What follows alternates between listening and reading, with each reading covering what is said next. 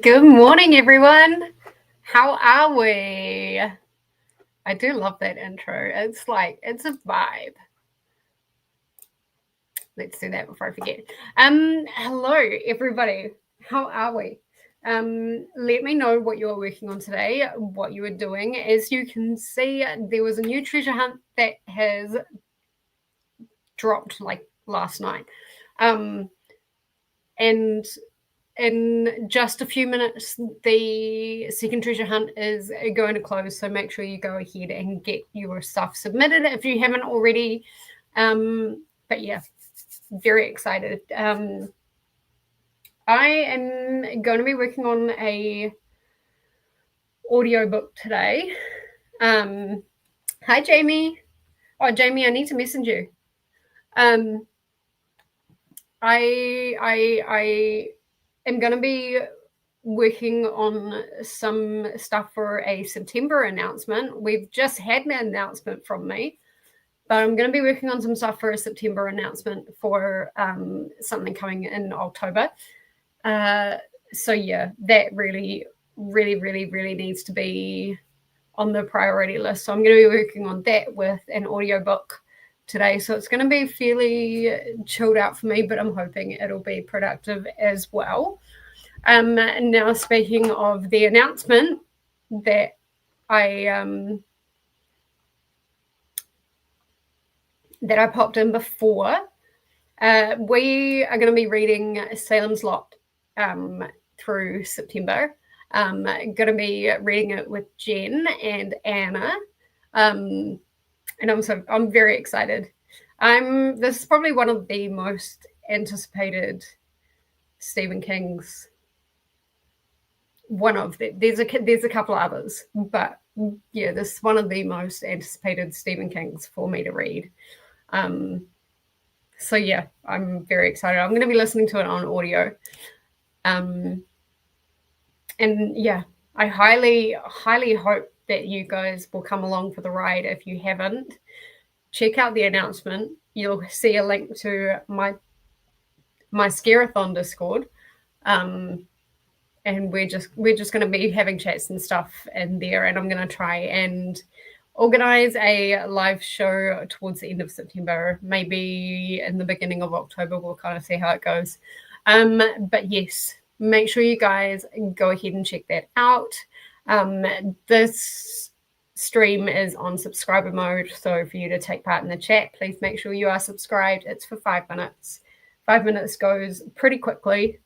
Had notifications coming out my ears today, so maybe that's the first thing I'm going to be doing in these sprints is clearing the notifications, and then we'll get going with some audiobooks. I think I'm going to be listening to not the couple next door. What am I listening to? It's a thriller that I got on NetGalley. Don't ask me why, because I'm not into thrillers and it's not starting out that great.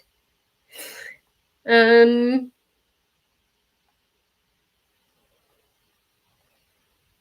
from NetGalley hearing this, I appreciate.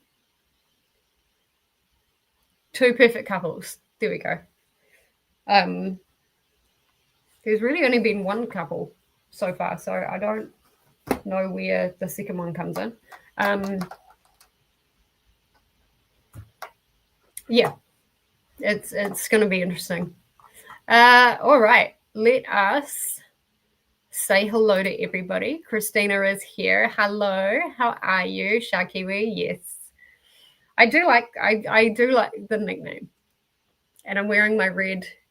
So blood is going to. Oh, also I need to write a review and get that submitted as well for something else. Remember to hydrate, take your meds before I forget.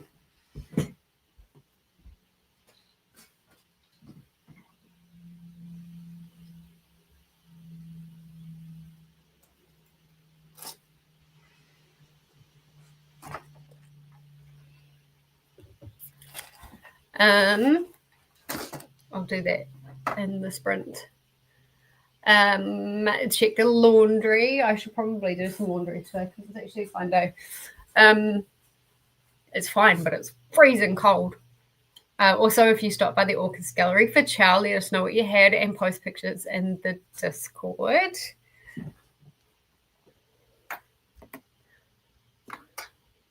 There we go. This is the Arc August Discord. Make sure you stay hooked. Make sure you're... What on earth is like... Things are being really weird today. This is why I don't wake up at 4:30 in the morning. Or actually, it was about 3:30 this morning. I couldn't get back to sleep. This is the announcement and co-host TBR playlist, so make sure you check that out. Prepare to set sail, stay hooked, master your bait, and cast your line by liking and subscribing. Yes, please. This is the Arc August sprint playlist, so make sure that you are on that and to refresh as well when you're doing that. Hello to Jess Kiwi and everyone from Glenda. Hi Glenda, how are you? Hello Nicole, how are you? Yes, we've been responding. I'm going to be on Nicole Sprints tomorrow reading our treasure hunt book. Just woke up. I responded to your message, also reading Missing by Catherine Lee. Nice. Hello to Nicole. Hello again, everyone. Hi, Ashley. Yeah, Ashley, if you type in Stomp and just in the search bar, it'll come up with like part 1, which is, I think, brooms. You just click on that, and then usually like it'll show on your suggested, like it'll just keep going through. And my favorite is part 3. You guys probably don't know what we're talking about, but it's like the best, in my opinion, theatre show out there. I've seen it twice, and they never advertise very well when they're coming to New Zealand, and they don't come to New Zealand very often. So if I get the chance, I'm there in a heartbeat. Fantastic. Recommend everyone check them out. Yes, I was running a little bit late. I had like 3 people trying to talk to me all at once. Right when sprints were starting, I was like, okay. I'll be finishing reading Light, a mother and daughter memoir of Anna. Ooh, that could be a bit heavy. By Nancy Levine. Hello to Ashley and Glenda. Hello, Time Raider. How are you? Mel, that's right, Mel. How you going? Hello to Glenda. Annette is here. Hi, Annette. Hello, everyone. Tonight I'm reading A Ship of Bones and Teeth for the treasure hunt. Yeah, I think that's quite popular for people to be reading for the treasure hunt this time around. I just happen to have a different one on my TBR already. Speaking of my treasure hunt book, I'm pretty sure it was it was Chris that suggested it. It's the I'm pretty sure it's the one, Chris, that you had that was 5-star. Oh no! I see another number. Atlas of, what the hell? You guys, let me show you. Let me show you what my NetGalley looks like right now. Hang on a sec.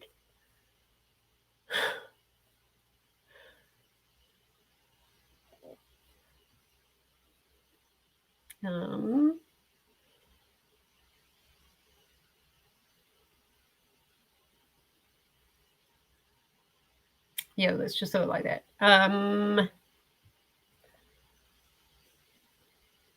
So this I just got in between 3 o'clock this morning and now.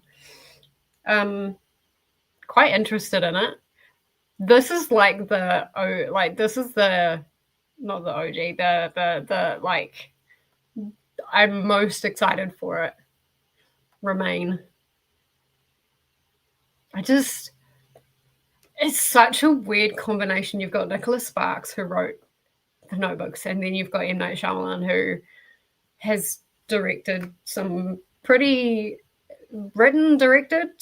interesting movies. Like, you've got The Sixth Sense in there. You've got, it's one with Bruce Willis. It's kind of in the same universe as Split. Anyway, yeah. The book that I'm going to be reading, that we are both going to be reading, is A Truce That Is Not Peace, by Miriam Toews. That's how I'm going to pronounce her name. There we go. I'll let you guys read that up. 192 pages. It's not too bad. In this breathtaking memoir, a stunning emotional force and electrifying honesty, one of Canada's most iconic writers tells her own story for the first time. Why does she write? A Truth That Is Not Peace answers the question in 100 ways, all of them original, autobiographical, deeply painful, funny, oblique, confounding, just as those of us who believe her to be one of the greatest living North American or Canadian writers have come to expect.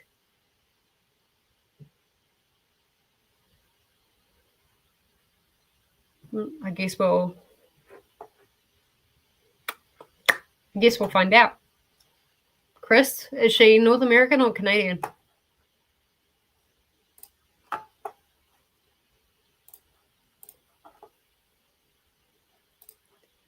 So yes, that is what Nicole and I are going to be reading, and maybe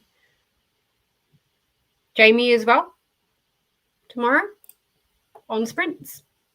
Maybe. Just putting it out there. Ahoya Goodmore, Sharkalicious Nicole. Hey Atia, how are you? Reading The Spanish Diplomat Secrets by Neve March for treasure hunt number 3. Nice. Ahoy to Ashley. Ahoy to Galinda. And Mel and Annette. Hello to Chris, Annette, and Atia. Hello to Chris as well. And hello to Atia and Christina Bay. That is the Cinema Slot read along. Again. It is. And you have Coda to thank for that. You have Coda to thank for like any of the intro music and stuff like that that's used for things like Cookie or NetGalley November or Arc August. All of that kind of. He did Boot Camp as well. So yeah, Coda is incredible. He did a great job. Hi Paula, how are you? This order is just floating by to boot the like button. If you guys haven't seen, Paula and I did read the beats for July, so check that out as well. You've got Paula's on Paula's channel. You've got mine on my channel. Reminds me I need to put them on the playlist before I forget. Speaking of Jen, hi Jen and chat. I know first sprint I will be reading my daily pages of the Let Them Theory. Ooh. For my 75 soft challenge and dinner. From there, I may let the spinner wheel decide. I hope you're all well. Yes. Yes, Jen is doing the Stephen King Silent Slot read along with me, with Anna. It's going to be so much fun. Ahoy to Paula. Hello, Jen and Paula and Jen. And hi, Jamie. How are you? Jamie, if you're free, feel free to come on. That makes sense. My brain is still doing things. Hello to Jamie. Hi to Christina and Glenda. Hey, Emma, how are you? Nice to see you. What are you reading tonight? Or what are you doing? Hi, Jean, how are you? 15% of Verity. And hello to Courtney as well. Welcome. Currently listening to A Wedding in Driftwood Cove while tidying up around the house. Nice. Hopefully that goes well for you.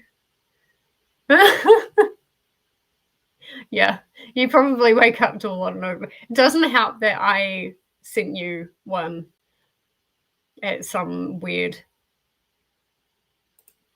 What book? You mean Remain, or the one that I just got? Atlas of Unknowable Things. I think I heard about it on somebody's either video or sprints, and that's why I requested it. I don't even remember. I think I was just like, oh, that sounds good.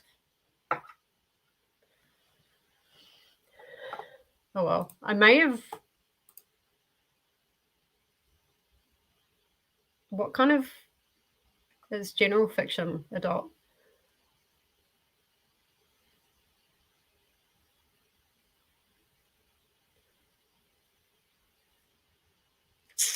I wonder if there's any magical realism in there. Occult research. I might read it and see if there's any magical realism. I need a magical realism book for this month. Hi, Livia. How are you? Hello to everyone. And Glenda's saying hello to everyone. And hello to Glenda. Jamie's finishing A Magic Thief and Drowning by Hester Fox. A Little Mermaid retelling. Good so far. 4+ stars. And I'm at 88%. Nice. Atia is trying to spill all the blood, probably bouncing between treasure hunt book and an attack book for Azure Tides. You know, Atia, you were making up for my lack of attacking last week. I did not manage to attack last week at all. Hello to Glenda. I think Nicole should have a spa day, but I'm all for Atea reading as much as she wants. I'm all for any shark reading as much as they want. That sounds so good, Jamie. A lot of people seem to be reading Little Mermaid retellings for this treasure hunt challenge. Oh, really? Interesting. Hello to Atea and ahoy to Jamie. Ashley's saying thank you. I found it. Yeah, definitely. Go back and rewatch all of them. It's so incredible. Kiani, if you're watching, there may be something to do with that, and you'll read the beats. There is going to be a trick there, though, but there may be something to do with that, and you'll read the beats. Just as a little heads up. Ahoy to Emma and Jean and Courtney and Olivia. And next up is Atea from Booking It with Atea at 12 a.m. Eastern, which is 4 p.m. my time. You saw Stomp in the 90s, yeah. I don't know when the show that was put on YouTube was taken. It was pretty much the same show when I saw it. God, it would have been 10 plus years ago now that I saw them. If anyone in Australia gets wind that Stomp is coming to them, let me know straight away, because I will be on a plane. Because I don't come to New Zealand very often. Emma is 59% into Throne of Glass. Then I'll be picking up Ocean, Ocean, and Starlight for the Treasure Hunt Challenge. Nice. So good. Hello, how are you, Sarah? Sarah? Was it? Core Moods. What are you reading today? What are you doing? Yes, Lily, you do. You need to watch the Salem's Lot video announcement. What else are you doing today, Lily? Hello, Christina. I will be finishing a short story, Night and Day in Misery by Catriona Ward. Nice. Excellent. Climb on. Did you miss a couple of notifications there? All climb on board the August Reading Regatta to follow along. Please remember to refresh. Yes. Definitely refresh. And that way you can keep going along and stuff like that. Ahoy to Sarah. Ahoy Mistress of Chaos, Casey. Unbreakable. Is that what you're reading? I used to love his movies. I don't care for the new ones. I'm very picky these days. You mean Stephen King? I quite like his older ones. I like The Stand, the newer Stand. I don't want to know about the book, but I like the newer Stand with Alexander Skarsgård in it. Oh, do you mean Unbreakable was the movie, right?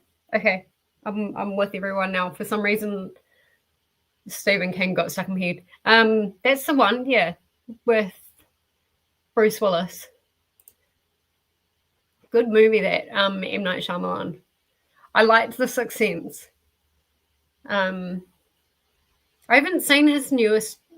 What's the newest one where they go to a beach and then they either age up or they age to kids or something like that? Yeah. Yes, he directed The Sixth Sense. No worries. I'll see you tomorrow. and say, ready us tomorrow too. Have a fabulous day.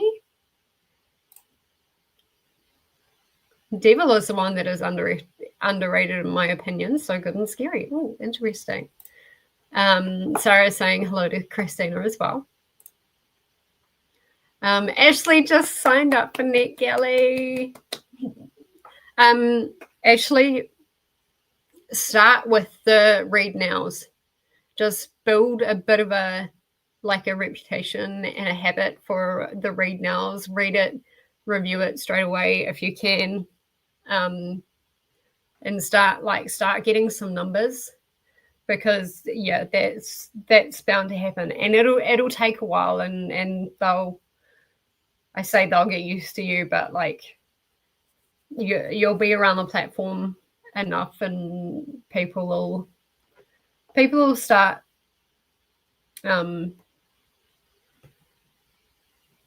accepting. People still deny me a lot. I've had 28 requests denied.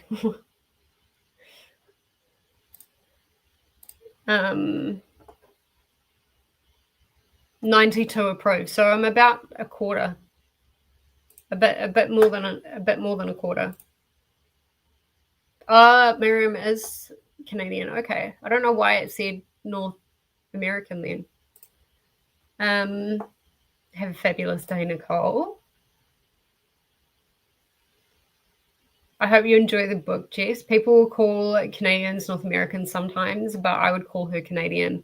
I think she calls herself Canadian as well. Okay, that's good to know. Yay! Excellent. The more the merrier. Ashley, start with a couple of read now books to build up your numbers, and if you can, also listen nows and kids books and craft books and stuff like that. They're really quick and they're really easy to review as well. You're looking at the pictures and the formats of the pictures and stuff like that, and you're looking at, is the story engaging for any book, but for kids books and stuff like that. But it's really easy to review things like kids books and craft books and stuff like that.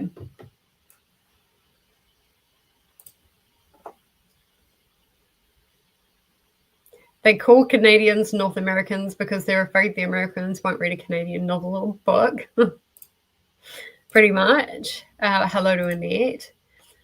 Chris is saying, I finished my treasure hunt book. I chose Offshore. It's a book, and it's short, so I was able to finish it. It might be a choice for those who have access to it. Nice. Jean saying, up until a couple of years ago, people did not set novels in Canada because Americans simply wouldn't read them.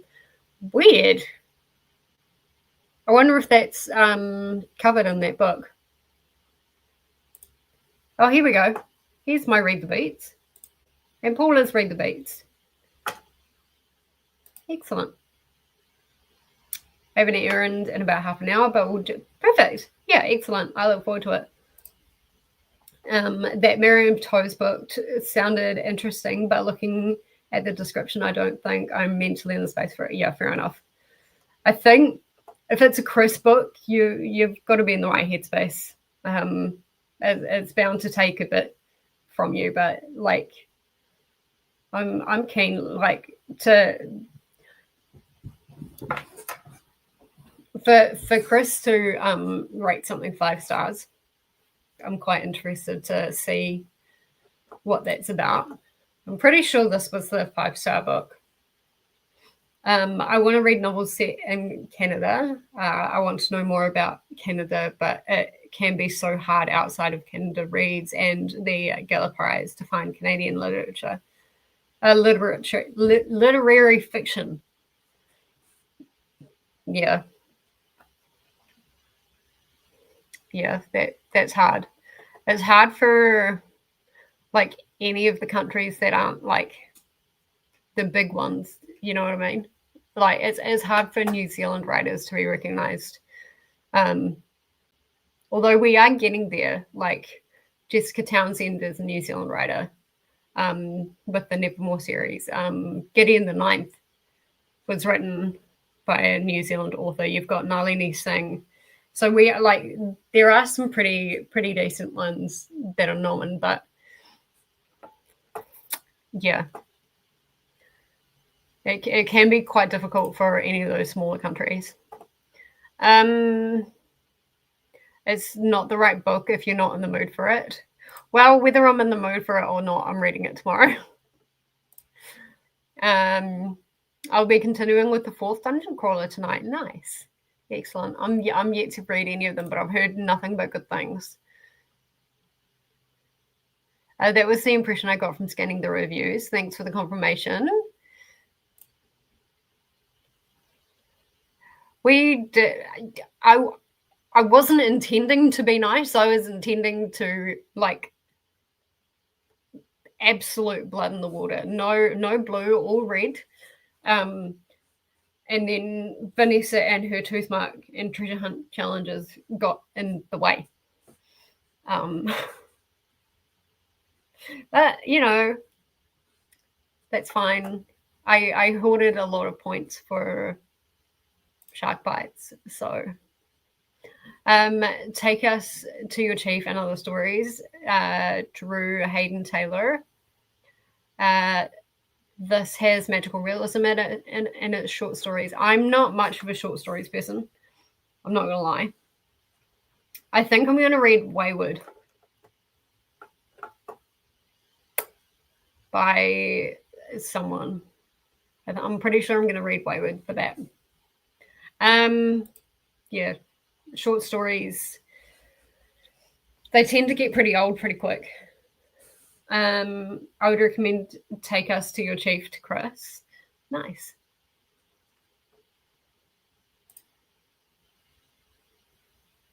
Yeah, can't spell the last name. Yeah, fair enough. I can't spell the last name either. I'm behind on the newer King movies. I need to catch up. The Stand was good. The Stand isn't a movie. It's been made into a series, but that's the only newer one that I've seen so far. I really wanted to watch The Institute because I loved that book.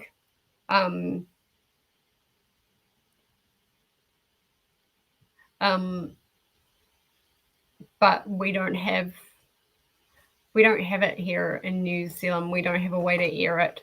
Oh no!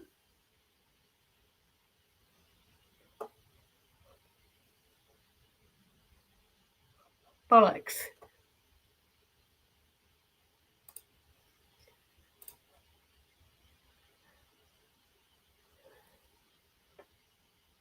Bees in June?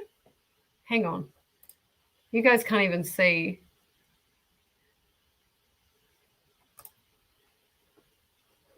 Well, we've been talking.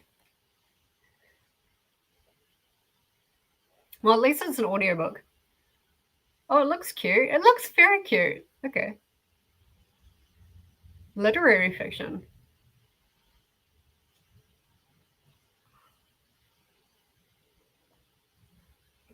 "1969, the town of Spark, Tennessee is just as excited about the moon landing as the rest of the country." Okay, that looks pretty interesting. Rennie Hendricks is grieving and trying to heal from the unimaginable loss of her infant son, and had hoped a child would repair the cracks in her marriage to her husband. Tiny, but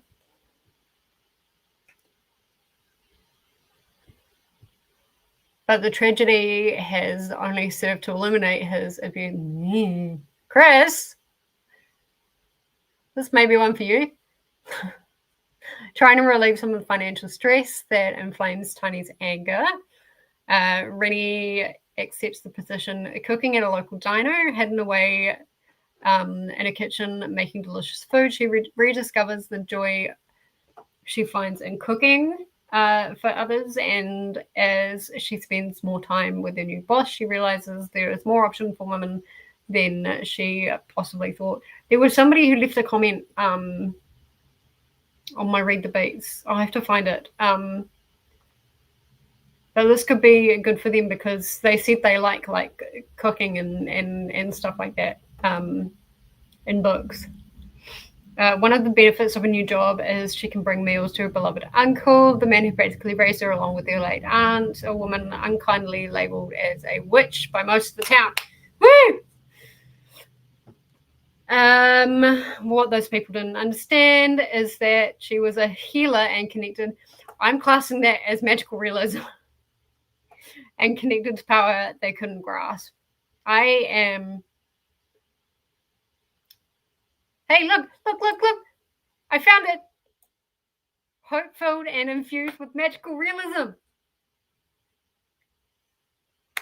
I don't have to add, well, I mean, I am adding an extra book. But like I can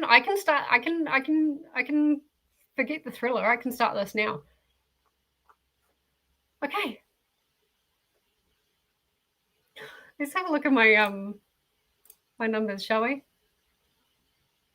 Still at 59%. Okay. I can do that. Is that because I haven't like added things to my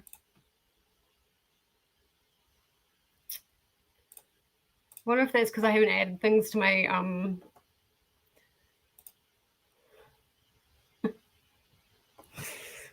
to my started reading yet.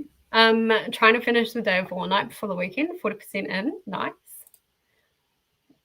Jean, I looked for the book. Thank you. Did you read the Canada Reads winner? And I did, and all I can say is I recommend reviewing I recommend reviewing children's books on Read Now when you first join. Yep, that's good advice. Shari Lupina has done a lot of interviews about Canadian content not being accepted by American, as well as Linwood Barkley. Changing city names is a must, etc. You don't have to go in massive detail, but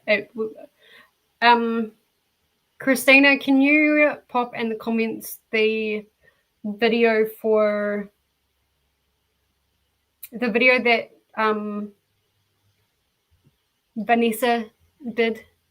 Because I think that kind of goes into feedback as well. Like you don't have to go super into detail. Have a look at the reviews section on the Discord.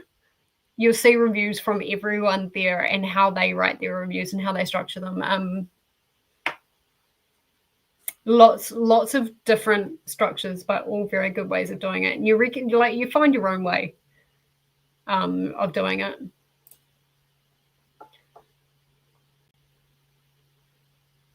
Yeah. I don't find a lot of read nows in the hobby books and the cookbooks. Chris, I'm on hold at the library for that book. Snap, Chris. Oh yeah, there we go. Should have just read down a little bit, Jessie. Yeah, Vanessa has a video you should watch. Definitely watch this. I recommend this video to absolutely everybody. Really fantastic information on it. It's got like where to start, kind of the stuff that you should be putting in your profile, and like I think she does go into reviewing as well, and like what to say, what not to say, that kind of thing. Chris, if you can send Nicole a way to contact you, I'll send you more books. Ahoided DD just added one new arc a read now about origami. I may pull out some pretty paper tonight to play with it. Nice. That looks fun. I might have to get that. No. Yes. I might have to get that. And marketing is why a lot of these books get lost. Sneaking in. Butcher and Blackbird is written by a Canadian. There we go. I had some interesting things to say in my Read the Beats about Butcher and Blackbird. Just saying. Since Chris, you don't have an IG or Facebook. Christina, whoops, sorry. Thanks, Christina. I'll watch it. Yeah, definitely give that a go and watch it. Ngaio Marsh was from New Zealand. Murder mysteries classics from the same era as Agatha Christie. I did not. That's definitely a New Zealand name. From the sound of it, a Māori author.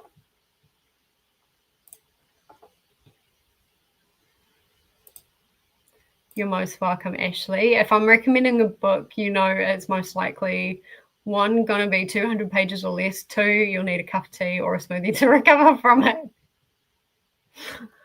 Okay. It's all right. I have some things up my sleeve. Jamie's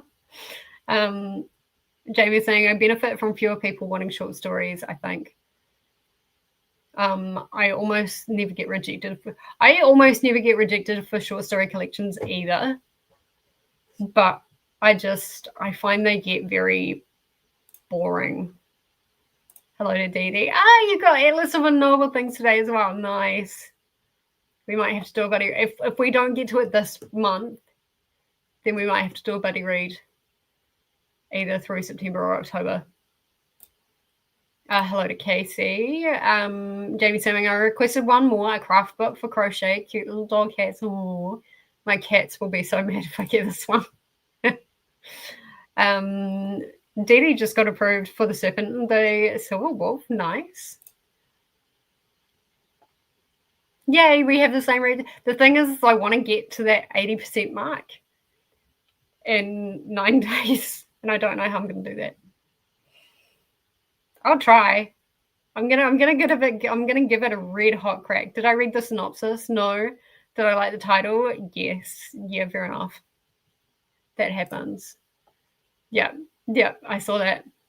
Thank you very much. So true, Chris. Hi, Mal. How are you? Listening to Deep Fear by Rachel Lynch. And hello to Glenda. Chris is saying, someone on Goodreads called the Treasure Hunt book I just read the most boring, pointless book I've ever read. Nothing happened. It was torture. I thought it was great. You should put that in your review.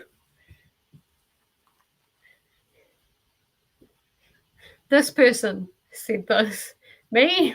I thought it was great. That would catch people's attention.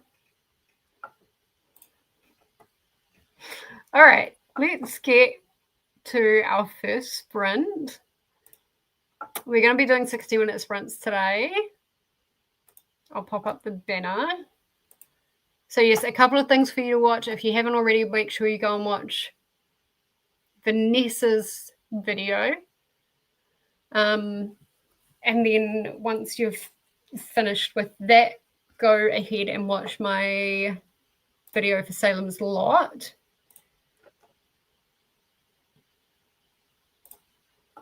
And yeah, let's sprint. I'll see everybody in 60. Happy reading, everyone.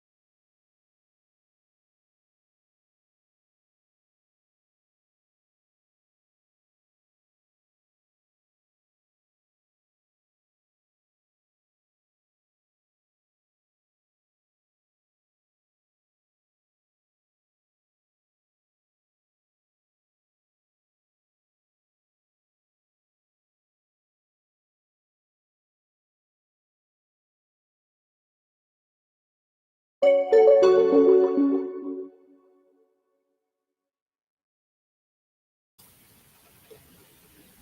right.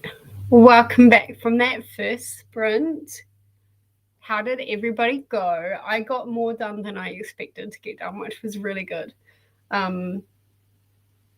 Just vibing along with this audiobook. Where am I up to? Anna.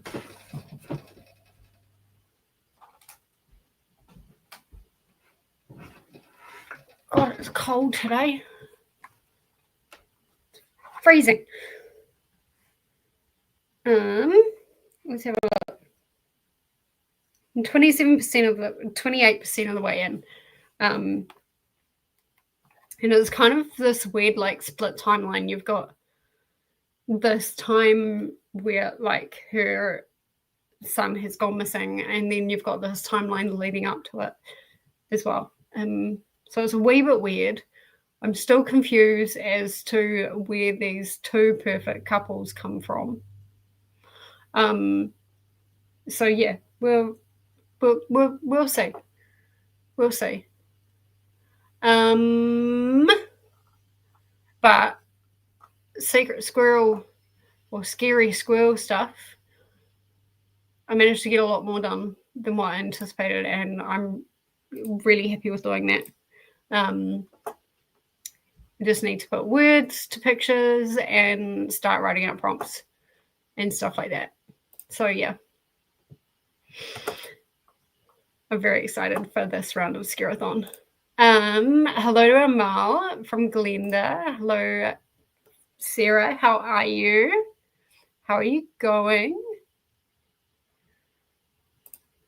Hello to Sarah. Hi, Lexi. How are you? Finished an arc during lunch today, so I need to write my review. Oh, yeah, that's right. I've got another review to write. I've got that grief, a comedy review to write, but it's one of those that you really need to digest before you really review it. So, yeah. Hey, Ven, how are you? I'm on work, so we'll be lurking, but hopefully everybody is good. We are good. We're having a great time here. Hopefully everything is good with you. Hello to Ben and Lexi. Amal is e-reading a lot like Adios next. Nice. Glenda is reading Iron Will and Amputee's Journey to Athletic Exorcist. No, not Exorcist. To Athletic Excellence by Roderick Sewell II. Nice. That's a cool book. Anna, hi, how are you? Still working, so you're muted, but I'm here.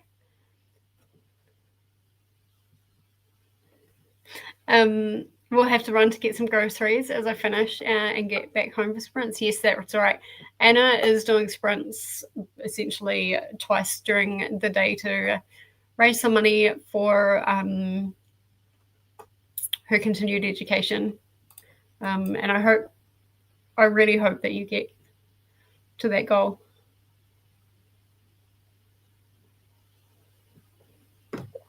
Hey there, Anna. See you in a little bit.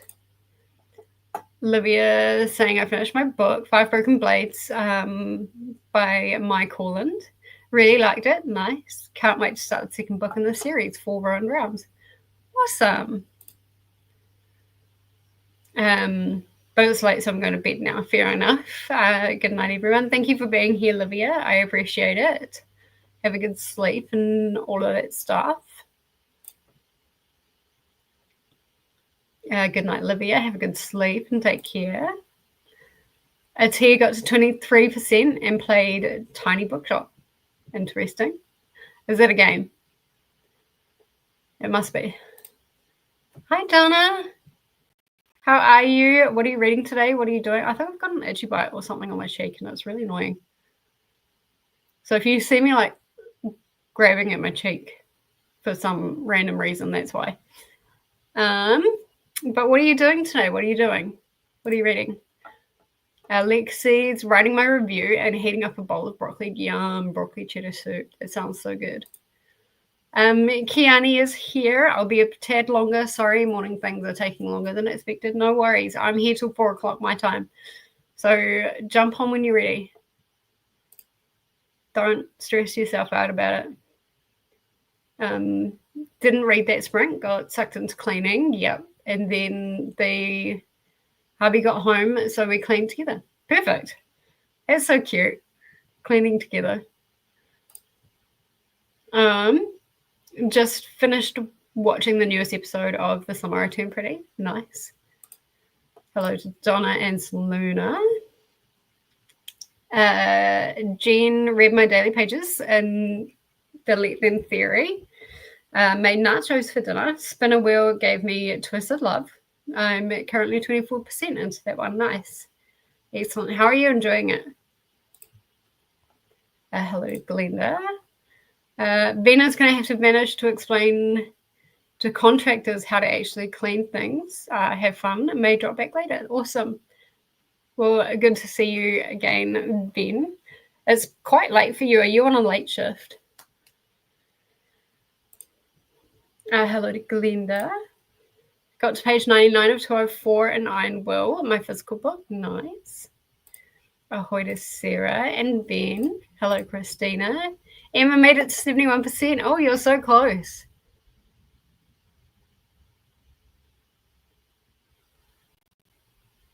It is not thundering. It's blue skies. And I've got washing on. It's not allowed to thunder today. Ahoy, Donna. How was dinner? I just got home from book shopping and dinner day to go and watch a movie in a few hours with all the goodies we got. Nice. It sounds so nice and lovely. Ahoy to Kiani and Lexi. Sleep sweet, Livia. Christina, it was good. I was very nervous, but I did it. Also sent you a photo of the books. Ooh, we love books. Ahoy to Anna. Yeah, we'll check them out in a sec. The book I'm currently reading is The Girl They Left Behind by Roxanne Valetsos. Nice. Hopefully you're enjoying that. Spooky Lizard is here. Hello. Absolutely exhausted due to getting ready for uni stuff. Fair. So I'll try to read Abbott. Nice. Sometimes you need a break for things like that. I say that, and when I was doing uni, I would just never take a break from uni. 9% into a lot like Adios, and 2 hours into Deep Fear. Perfect.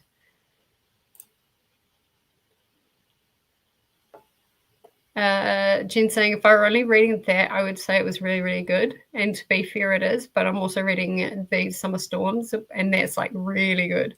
Oh. So comparatively, it's maybe not as good as Summer Storms, but it is still a really good book.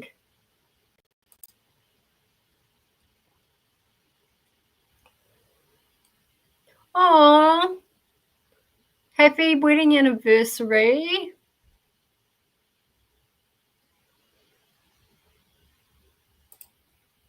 So far, the book is good. Read 4 chapters, but it's based on true events. Nice. Yeah, happy wedding anniversary. I hope that went well for you. Surprised you're online at all if it's your anniversary. Happy anniversary. Stay safe tonight. Ahoy to Spooky Lizard. Says a heartfelt family saga and love story offering a vivid portrayal in the life of World War II Romania. Interesting. I've always wanted to go to Romania. I don't know why. I don't know any of the language. I don't really know much of the culture, but there's just something about it that almost like it calls me. Thank you so much. It's been good. We are taking a bit of a break. Kids are home this year, so we were doing what we can. Nice. And thank you to Jen. Awesome. All right. We'll get started on our next sprint. I'm going to finish making these graphics for Scarathon, and then I just need to write them up because I need to get the announcement out before September starts my time. So yeah, we're going to go for another sprint. I'm going to put the audiobook back on.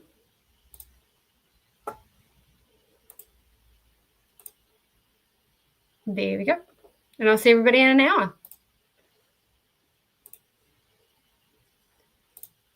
Happy reading, everyone.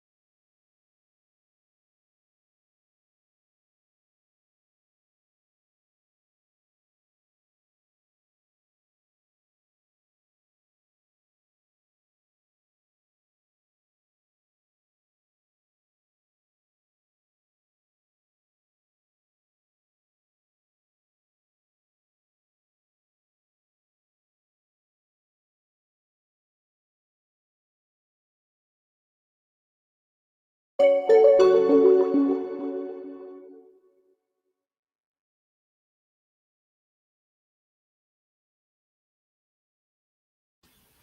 right, welcome back from that sprint. How did everybody go? Jamie was just saying that there isn't a link on the spreadsheet to join, so I'm just going to do that real quick.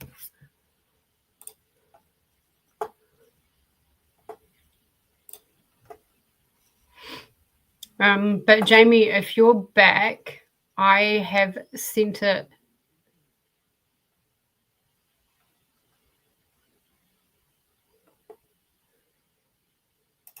through the host Discord as well.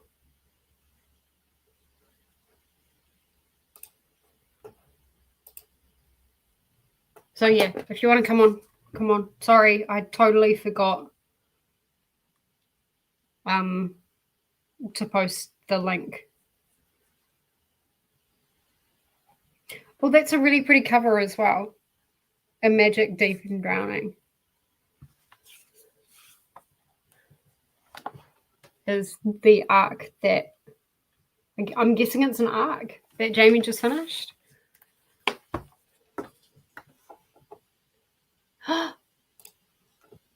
We have a Kiani. Hi. What was that? Sorry. How you doing? You're here. Not too bad. You're here. Not too bad. I've got to do some packing today. Packing? Yeah. Going to a wedding. Oh, cool. On the weekend. My cousin's getting married, so we're leaving tomorrow and coming back Sunday. Cool. Yeah. And Jamie's here. Hi, Jamie. Sorry, I just saw your message. I was like, shit. Yeah. I'm usually pretty good at putting them on the spreadsheet, but yeah, it happens. It's funny. I was just about to message you the same thing, and then I saw the link pop up. I was like, wait, that wasn't there a minute ago. Yeah. Yeah, Jamie put up a comment that happened. So how have your sprints gone? Fine. I didn't really do much, just morning stuff. Morning stuff? Yeah. Yeah. I see you're reading a course in Menagerie. How are you enjoying Yes. it? I'm listening to it. I'm audio booking it. I got the audio for it. Yeah, so do I'm not very far in. I think it's going to be pretty heavy, but yeah. Yeah, it's heavier than what you would expect. Yeah, I thought it might have been quite like interesting and intriguing, but the way the story is going, I am sensing some animal cruelty already, and just that guy's a dick.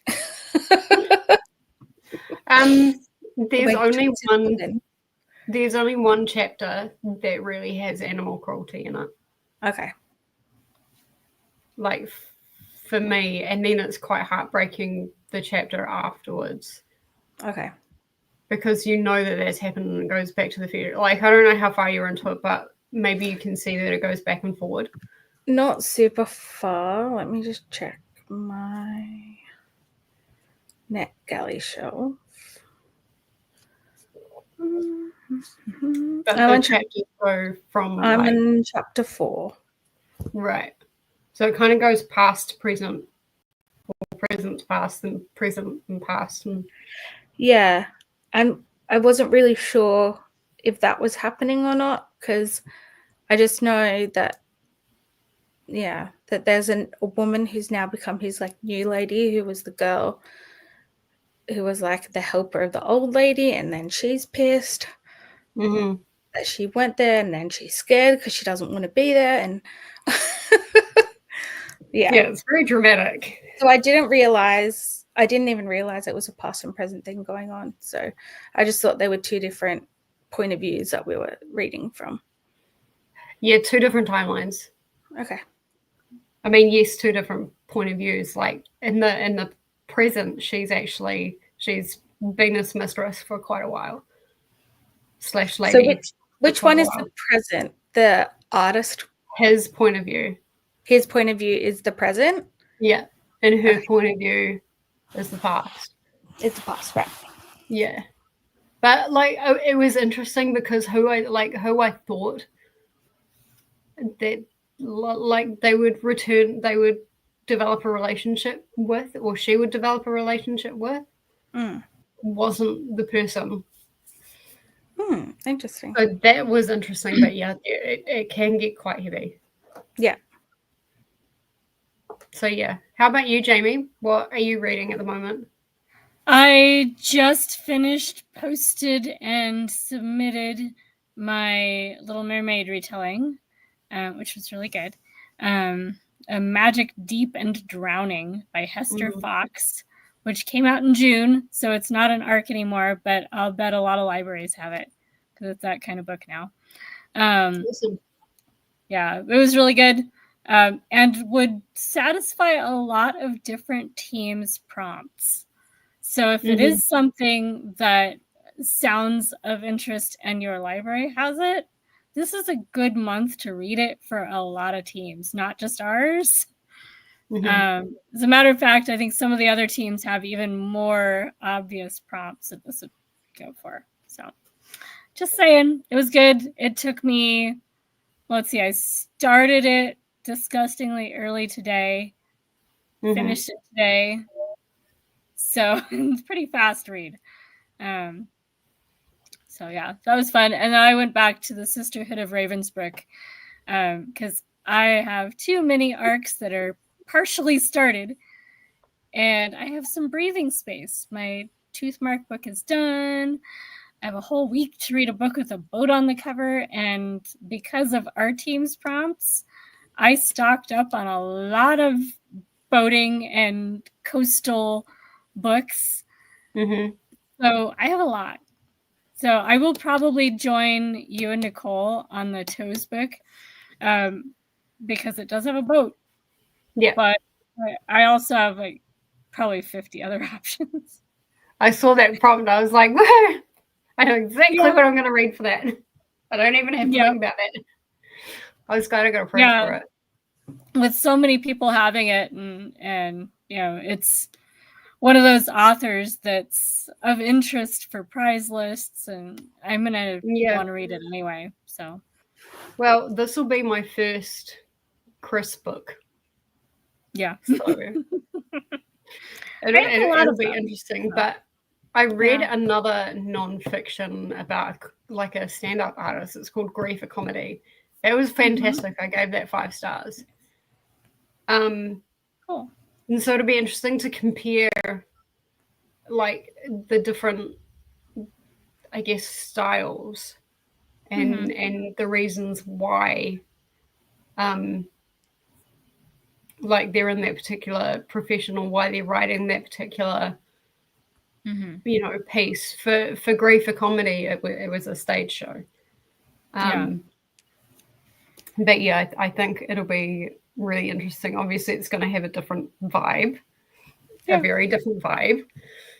But yeah, actually quite excited to read it. And I think with literary fiction, I get a lot out of it when I'm buddy reading it. Yeah, it's like the perfect classroom books.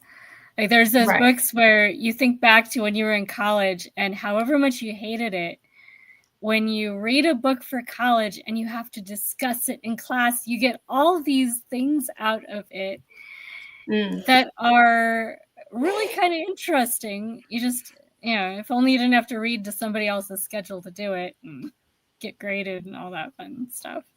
Yeah. So, it lends itself to that. Okay. That's good to know. I hated all of my high school books. Yeah. But maybe me having a more mature brain, like, it'll not be so bad. Yeah. A lot of the books that teachers choose are just not the best. Because you want things that have layers of meanings and all sorts of stuff going on so that you could be discussing the same book in 5 different weeks in 5 different ways. Mm. And if it's not that complicated, you don't need the class to help you read it. Right. Yeah. I mean, there was one high school book that I got that I had to read, and we actually had to base our school speech off. Mm-hmm. And I loved it. I've read it a few times. But I think the thing was I had a choice of 2 books. Mm-hmm. So it wasn't just you being imposed upon. Yeah, it wasn't like you have to read this. You have to base your school speech off that. And I sucked at school speeches, but actually that wasn't a bad speech. If I remember, I think I got a merit for it, which is like you've got achieved, and then you've got almost like 50%, 75%, and then excellence would be your 90 to 100%. Nice. Different kind of like it is actually totally different than that, but like to generalize it, that's some idea of what it's about anyway. Yeah. Cool. Yes, so I just did audio. I didn't work on any Scarathon stuff. I don't know why I named it Scary Squirrel, because anyone that knows about Scarathon knows that the scare. Yeah. But yeah, I didn't work on any of that, but that's fine. Kiani, did you catch the hint that I gave you for Read the Beats this morning? You gave me a hint this morning? a very blatant hint. Like, I'm giving you like an art. Can you call it an art? Can you call them an artist? Yes, I'm going to call them an artist. Was it in the voice message? No, it was through sprints. Before the first sprint. So maybe Did you say it out loud? Yeah, I did. Okay, I probably wasn't. When I typed my message, I went away. So I probably wasn't right. there. We'll go back and watch that. Was it after I said I'll be a bit longer than I thought? No, it was way before that. Oh, okay. It was like before the first sprint, but yeah. All right. I've like actually given you the name of an artist. I have to watch it. I thought I'd give that to you. Thanks. Appreciate it. Yeah. You don't know which part you're gonna get, but that's hello to Elena, how are you? Happy anniversary, Donna. And Miles saying 50 minutes in and I'm gonna shower. Oh yeah, how far in am I? I also did hang some washing out in the sprint, so it was like kind of productive. I am 42% into 2 perfect couples, which is that's progress. I mean, it's fine at the moment. It's probably a 3-star, but sorry, Amal had more to say. 50 minutes in and I'm going to shower and be right back. Maybe make a little cut beetroot for period blood loss. I don't know. I didn't know that was a thing. I could have used that last week. I didn't know that was a thing either. It's supposed to be effective. I hate beets though. I love It's one of those childhood least liked vegetables that I still don't eat. We have a lot of like pickled beetroot over here. So like you buy in a tin. There's even worse than just beets. It's so delicious. The pickled beetroot, you cannot beat it. Yeah. And it has to be like in a salad. Tin, like tinned beetroot. Yeah, that's it. The tinned beetroot. It's not a good salad sandwich unless you have onion and tinned beetroot on it. Okay. I mean, you can have my onion. If I ever have to eat it, I will try it. But I don't like onion on its own. If it's onion and beetroot, it works. Because I like onion. Okay. So maybe the onion will help the beetroot. Maybe. I don't know if you can get tin beetroot where you are, like I our couldn't get tin it in beetroot. the UK. I looked everywhere for it. I can get it in the UK. Oh, Yeah. maybe my Craving like like a Amazon. salad sandwich, and I just could not make one perfect because I couldn't get the beetroot. If you ever come over to Australia or New Zealand, Jamie, remind us to like give you an authentic beetroot experience. Yeah. Paula is headed to bed. Stay safe in the water, beautiful people. Thank you. And yes, thank you for sending me that. Thank you, Elena. I'm going to head off and relax. Have a great time sprinting. I hope Basement Daddy does a great job at helping you relax. Good night, Donna, and take care. Good night, Paula. Have a good sleep and take care. Hello to Jamie. Chris is not really into the arc I'm reading, but it's early days. The beginning kind of annoyed me, so I'm hoping it gets better. Do we know what Chris is reading now? I've been gone, so I might have just missed it.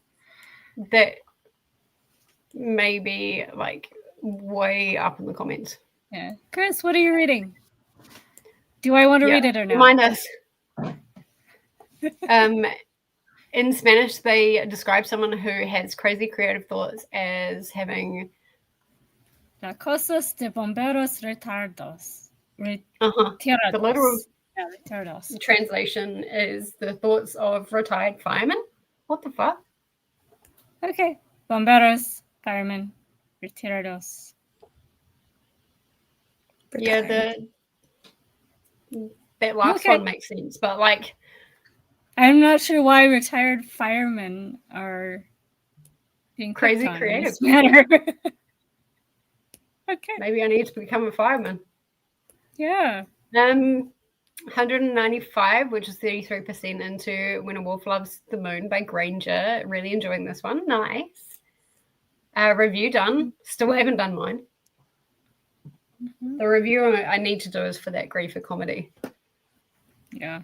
It's really helping that we can't submit for points until we've got a link to share to submit for points. So I'm not getting distracted and forgetting to review the books because I want the points. It's really good. Oh my God, I forgot I've made a coffee. Yeah. I was expecting tea. And I'm like, what the fuck? What is that bitterness? I did that last night the other direction. I decided to start using down some of my tea collection. And I let it sit with a little rubber lid thingy on it to just steep longer and keep the bugs out. And I went to drink it later, and I was expecting coffee because that's usually what's in that mug, and you can't see through the little lid. It was very annoying. Just kind of takes you by surprise. You're like, what? Yeah. Hello, Kiani. This has been my mouth today. Hope all is well with you. I wonder if retired firemen like that. Yeah. For the sake of today, I'm fine, I guess. You're got a lot of stuff happening right now. So, but I'm here to pick up the mood, not drop it down anymore. Hello to Kiani and Jamie. Hope you are both well. Ashley started reading a short novella arc called The Film You're About to See. Got 60 pages. I'm doing the last 2 threads. Nice. Excellent. Although, I do have to say, I did my last in-home rehab yesterday. Yay. So I graduated from that, and now I've got to go to like outpatient rehab, which they'll introduce hydrotherapy and stuff. So nice. Oh, okay. That's interesting. Is it far away from where you are? It's at the hospital, so it's like an hour. Oh, that sucks. Yeah. Hydrotherapy is usually good, though. That's what my grandma used to do when she was a nurse. Yeah, they have a huge gym there. So they have lots of equipment that you wouldn't get at home. So you kind of better equipped with like different exercises and things. Mhm. And then so you do like one day in the gym, and then your next session will be a hydrotherapy session. So I think you go to 2 sessions a week. One's a gym, one's a hydrotherapy one. Nice. That sounds promising. Yeah. What is your favorite kind of comfort sani? What is a sani? I was gonna say the same, but Sandwich. Oh, that's a word. we don't use that. We use sanger. Okay. I thought. Well, I think some people in Australia use sani, don't they? I don't know. I'm from New South Wales. We use sanger. different state. Honestly, mine is between a bacon buddy with a fried egg in it, and then it always gets really messy. Yeah. Or a lunch and sausage sandwich. That's probably mine. I think mine is a salad sanger, but it has to be like all of the vegetables. So you've got like lettuce, tomato, beetroot, onion, sometimes even cucumber. It's also nice to like a bit of like tinned pineapple in it as well. Oh, yum. And then I usually have like the little, sometimes I'll put ham on it if I'm feeling like it, need a bit more protein. And then I always have like little like pickles, like the sweet spiced pickles. Yeah. Or what my grandmother calls them gherkins. They're like the pickled little gherkins. The sweet gherkins, yeah. So like the little sweet spiced ones, I'll have them on the side. That's my comfort one, I think. Nice. I go for Reuben every time. Good rye bread, good Swiss cheese, mayonnaise, lots of good sauerkraut. It's got to be actual sauerkraut. There's some places that do more like a coleslaw. That is not a Reuben. It's got to be sauerkraut. And I do onion and tomato on mine, and then a Thousand Island dressing on top. I'm going to be doing a bacon buddy for dinner tonight, but it's going to be bacon, and then I've got coleslaw. And the thing with our coleslaw is it goes off really quick. Like if you don't use it within 3 days, you're picking out like slime. It's gross. Yeah. So I'm using coleslaw on like everything, so it's going to be bacon and coleslaw sandwich. I do like a good coleslaw for dinner tonight. It's like typical, like when you have a barbecue side, you have your barbecue meats and your salad, and then you always got to have your coleslaw. And pasta salad is another big thing over here as well. Oh my god, yes. Yes. What goes in a pasta salad for you guys? I've got no idea. I buy it at the shops. I'm guessing pasta, like mayonnaise, and then like there's coleslaw. Usually onion in it. It's like it's practically like coleslaw with pasta. Mine usually ends up being like the flavor combo where if I have dill pickle, it goes with that. So more of a sharp flavor rather than sweet. And I like to dice up like cheddar cheese, like sharp cheddar in it. And olives. Tomatoes of some sort. Yum. So I guess kind of an Italian sort of veggie blend with my pasta. But cold and kind of a mayonnaise based. Yeah, it's like a creamy very pasta. Yeah. When I make it at home, I start with the mayonnaise and just start seasoning it until it tastes right. If I was going to do a pasta salad, it would be pasta, obviously gluten-free pasta, And then I'd probably put some like diced ham in it. Just fried up diced ham. Usually there's like a bit of red onion. The flavor for the bot salads, I figured out if you add balsamic vinegar to your mayonnaise, you have to get just the right proportion. That's the flavor that at least our stores tend to do. Oh, okay. Yeah. So I've just straight mayonnaise. Yeah. Yeah, a little bit of onion. And then like some people put like in ours, some people will put like capsicum in it. Some people will put I do that. Capsicum being bell pepper for anyone. I do all 3 colors if I have them because it makes it so pretty. And then salt and pepper. And some people will put cilantro through. And I'm like, I like cilantro. Half of my family likes it. The other half, it tastes like soap for them. So if I'm making something for the family, I don't include it. See, I don't think for me, I do. Tastes like soap. I think it tastes like poison, but not soap. Yeah. Every time I have something that has cilantro in it, I will stop what I'm eating and go, I've been poisoned, and then continue eating. For me, I smell it and I salivate. For me, it smells like really good food. And I mean, sometimes people will put like diced salami or chorizo, you know, in a pasta salad. I've done it. If I have leftover salami, I'll use that as an excuse to make a salad because, if I forgot I had a package of salami and it's probably time to use it up, I'll just chop it up and make a pasta salad. My favorite salad, though, is a roast veggie salad. Like, I have 2 favorites: squash and onions and mushrooms, or what do you do? No mushrooms in my house. Mushrooms and everything. I will either go like a Caesar salad, is always good, or I really like roast pumpkin and pine nut salad. Okay. Yeah, I do put pine nuts on a lot of stuff. Yeah. They're just so expensive. Yeah, here they're native.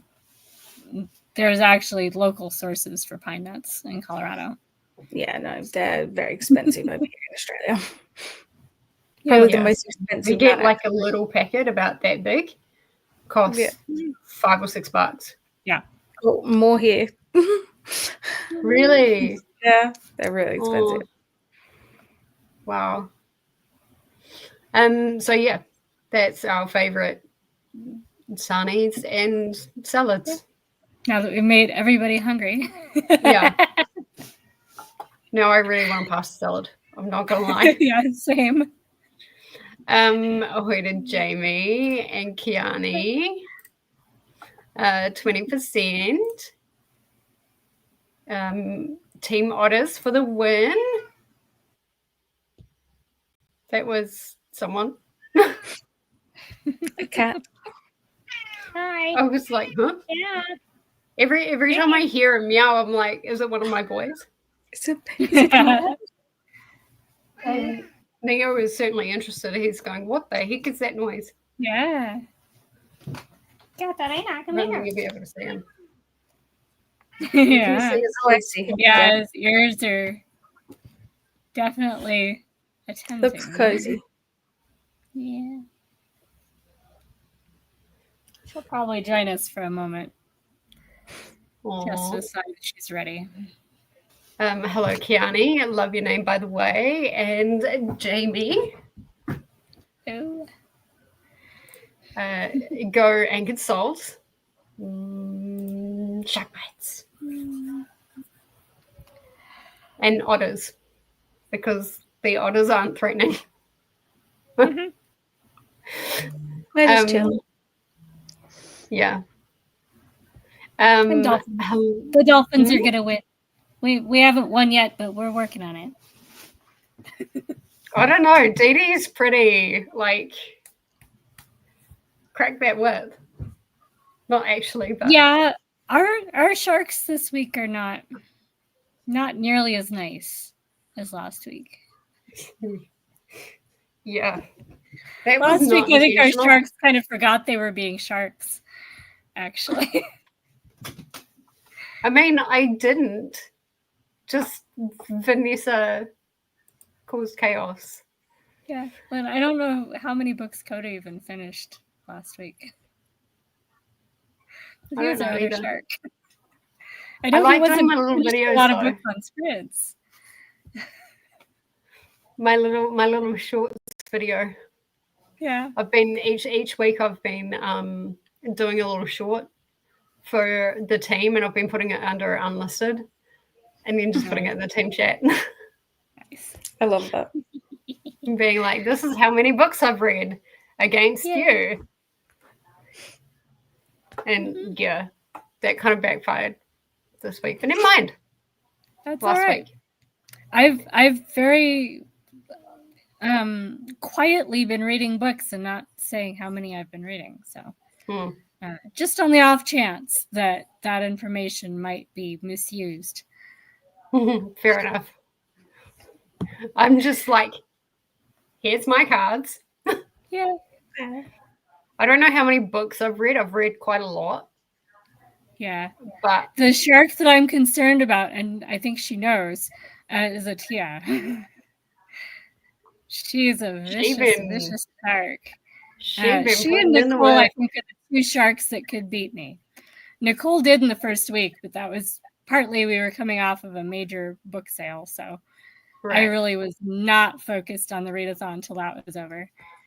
But still, I think we might have tied a number of books, but it was really close, and she probably beat me.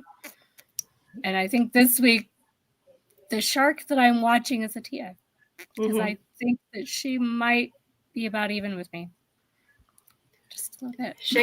She's doing my work for me as well. Yeah. Words of Magic is here. Hello. About to start Daughter of the Pirate King for the new Toothmark. Toothmark.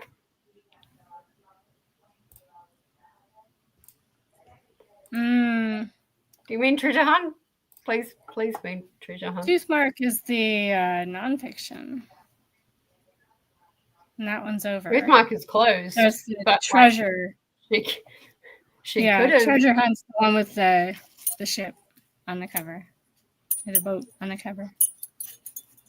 So, yeah, I double checked that. Like, just to be sure that I can focus on other things for a little bit here.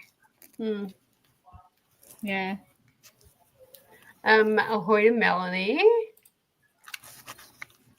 Chris is reading Little Ruins by Manny Ko. It started off with a lot of therapy talk, paraphrasing, why am I here? Why do I write? Should I write? Will I write? Will I write well? Will this place work? That, like, honestly, is every Nothing in that attracts me. No. I think I might skip that one. Reading a textbook on how to write. Maybe. But, like, honestly, every writer on a ribbon. that happens. And yes, mayo on a ribbon. Mayo on everything. And if you're doing it toasted, like if you want to make it hot, if you put mayo on the outside of the bread as well as on the inside, then it gives it that nice toasty color on the outside of the bread when you toast it like in a skillet. So I've done that before too. Because the egg in the mayo sets on the bread. So you get that nice finish. Nice. I love me a ribbon too, but just Thousand Island. Yeah. We don't have Thousand Island dressing over here. Yeah, there's a couple others that are similar to Thousand Island. It's really just, it's like a creamy dressing as opposed to an oil and water dressing. And it's kind of orangish, but not, not orange, just orangish creamy dressing. Yeah. It's got a bit of a tang to it, a little bit sweet. So, a tea got to 26% in Head Book Club. Nice. hopefully that went well.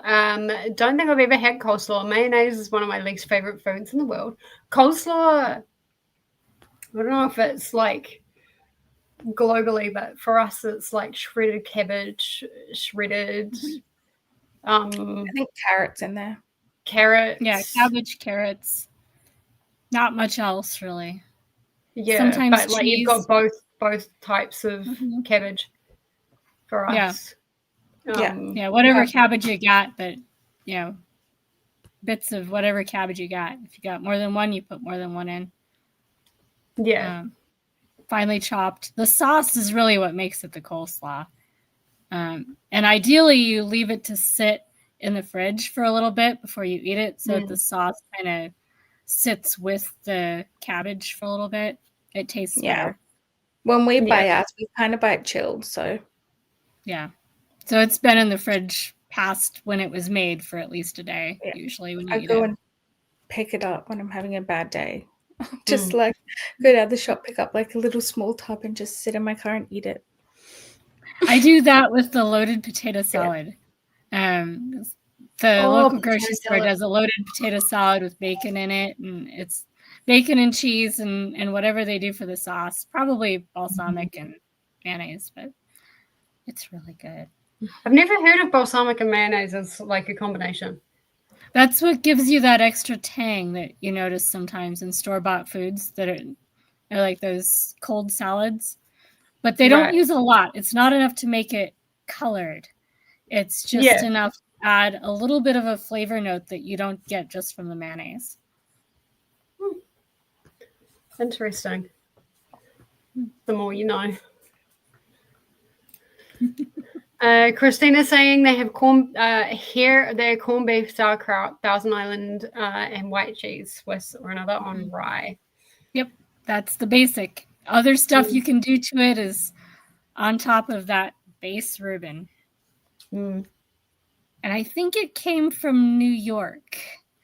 It was an invention in New York, not anything actually Irish from Ireland. Yeah. It sounds very much like a New York sandwich. New York is well known for like rye bread sandwiches. Yeah. And the cheese and everything, all that's very much the kind of stuff that a lot of the immigrants that came into the northern United States and settled in little towns and specialized in sauerkraut and bread and cheese and all. So, good stuff. Finished Deep Fair and submitted. Nice. Mel likes their sandwich like that as well. Nice. Yay, Reubens. Now I need a Reuben. I actually can't wait for my dinner tonight. I'm so excited. Now I want one. We just had supper. You're welcome. Yay for finishing a mile. Going for a NetGalley non-arc, The Lost Girl of Astor Street. Nice. Just published 15 days ago. That is really tiny. I can't see. Oh, it's an angel. Halo. Baby angel. Yeah. Sweet and innocent. Yeah. Mm-hmm. Yeah. Uh-huh. There will definitely be more blood in the water because I have at least 2 more attack books. That's all right. I have 2 that I'm hoping to finish tonight. So Jamie's like, yeah, can't touch this. Down.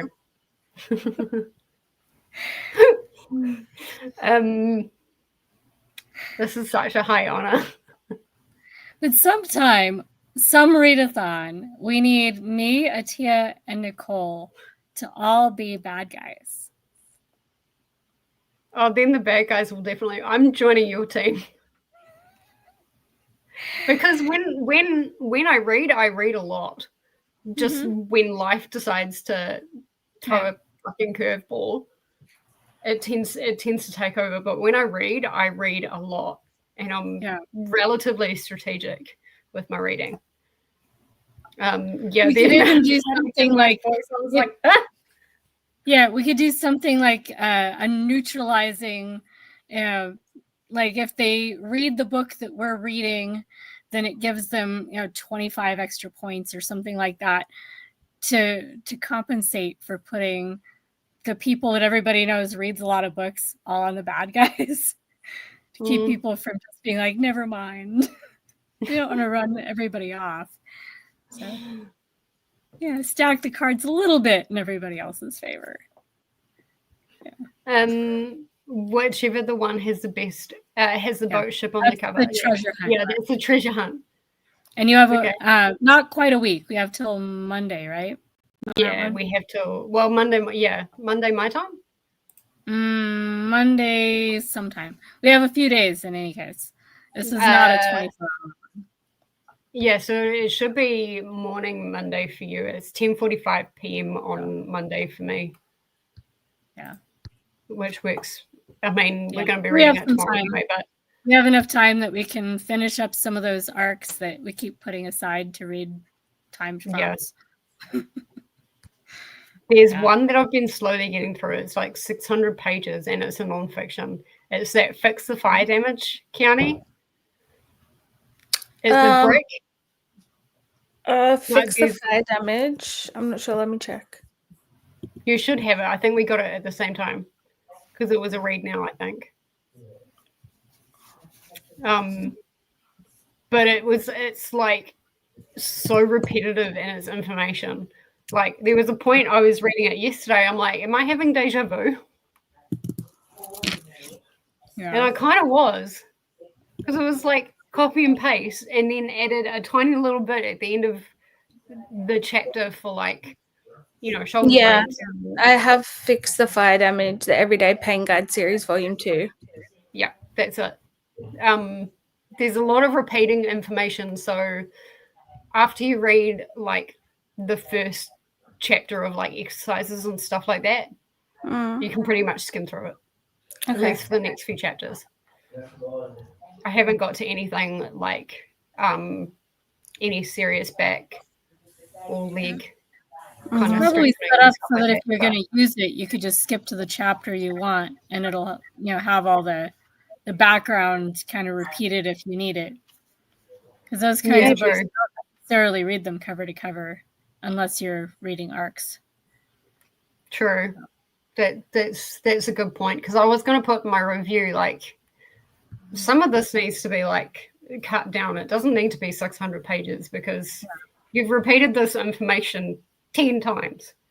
Yeah, I've read yoga books where they'll have different chapters for like your back exercises and pain management and all these different things you do yoga for, and they do come across as really repetitive if you read them cover to cover, because there's some stuff that you need for each one of those topics, and they just put it in each chapter because you may only be reading the pain management chapter, so you're not going to want to not get that information just because you didn't read it cover to cover. Yeah. That's a good point. Yes, I panicked. Do you have Mac sauce? I don't know what that is, so probably not. We have like sauce from McDonald's, like Big Mac, but I don't get McDonald's. Yeah. So maybe we do. That's the same thing as Thousand Island. Yeah. I bet there's a bunch of different names for that kind of sauce. It's just, I think it's even an English invention at some point. Like, so probably the English brought some variation on that sauce to Australia with them. And by now it doesn't look or sound the same at all, but it probably tastes very similar. Just maybe with kangaroo juice or something. I don't know what you guys do with that stuff. Kangaroo juice. I love that. I'm going to steal Thousand Island dressing is practically tomato sauce, mayonnaise, and pickle juice. Yeah, basically. Oh. Okay. And it makes a really good sauce for sandwiches.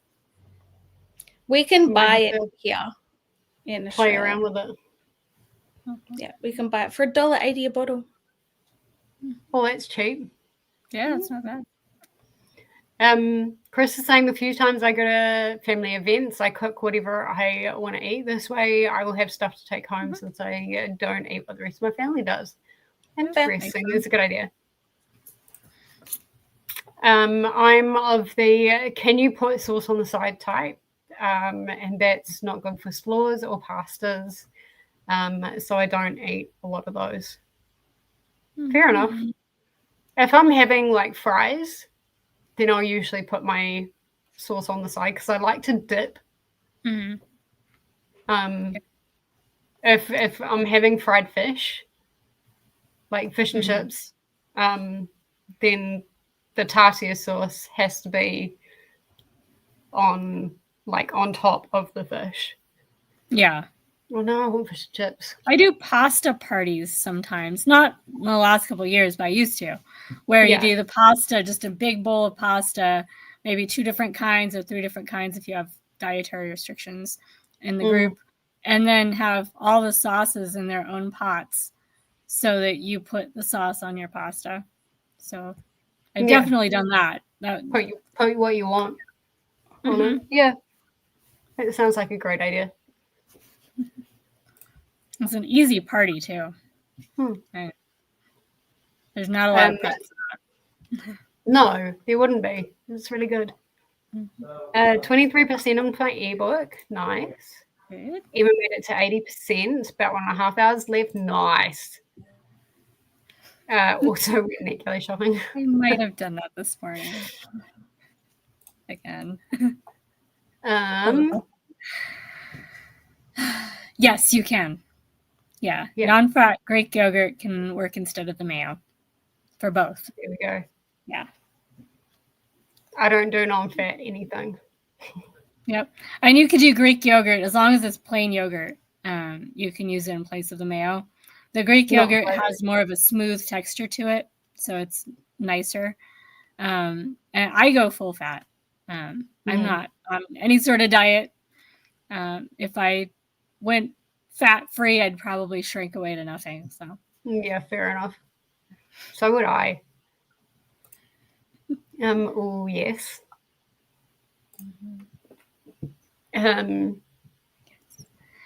We need Chris to be one of the bad guys too.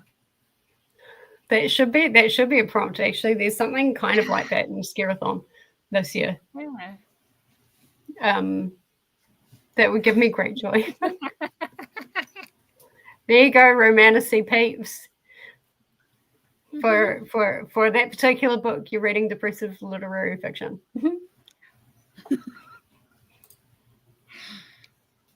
Lol. Everyone thinks that's a great idea.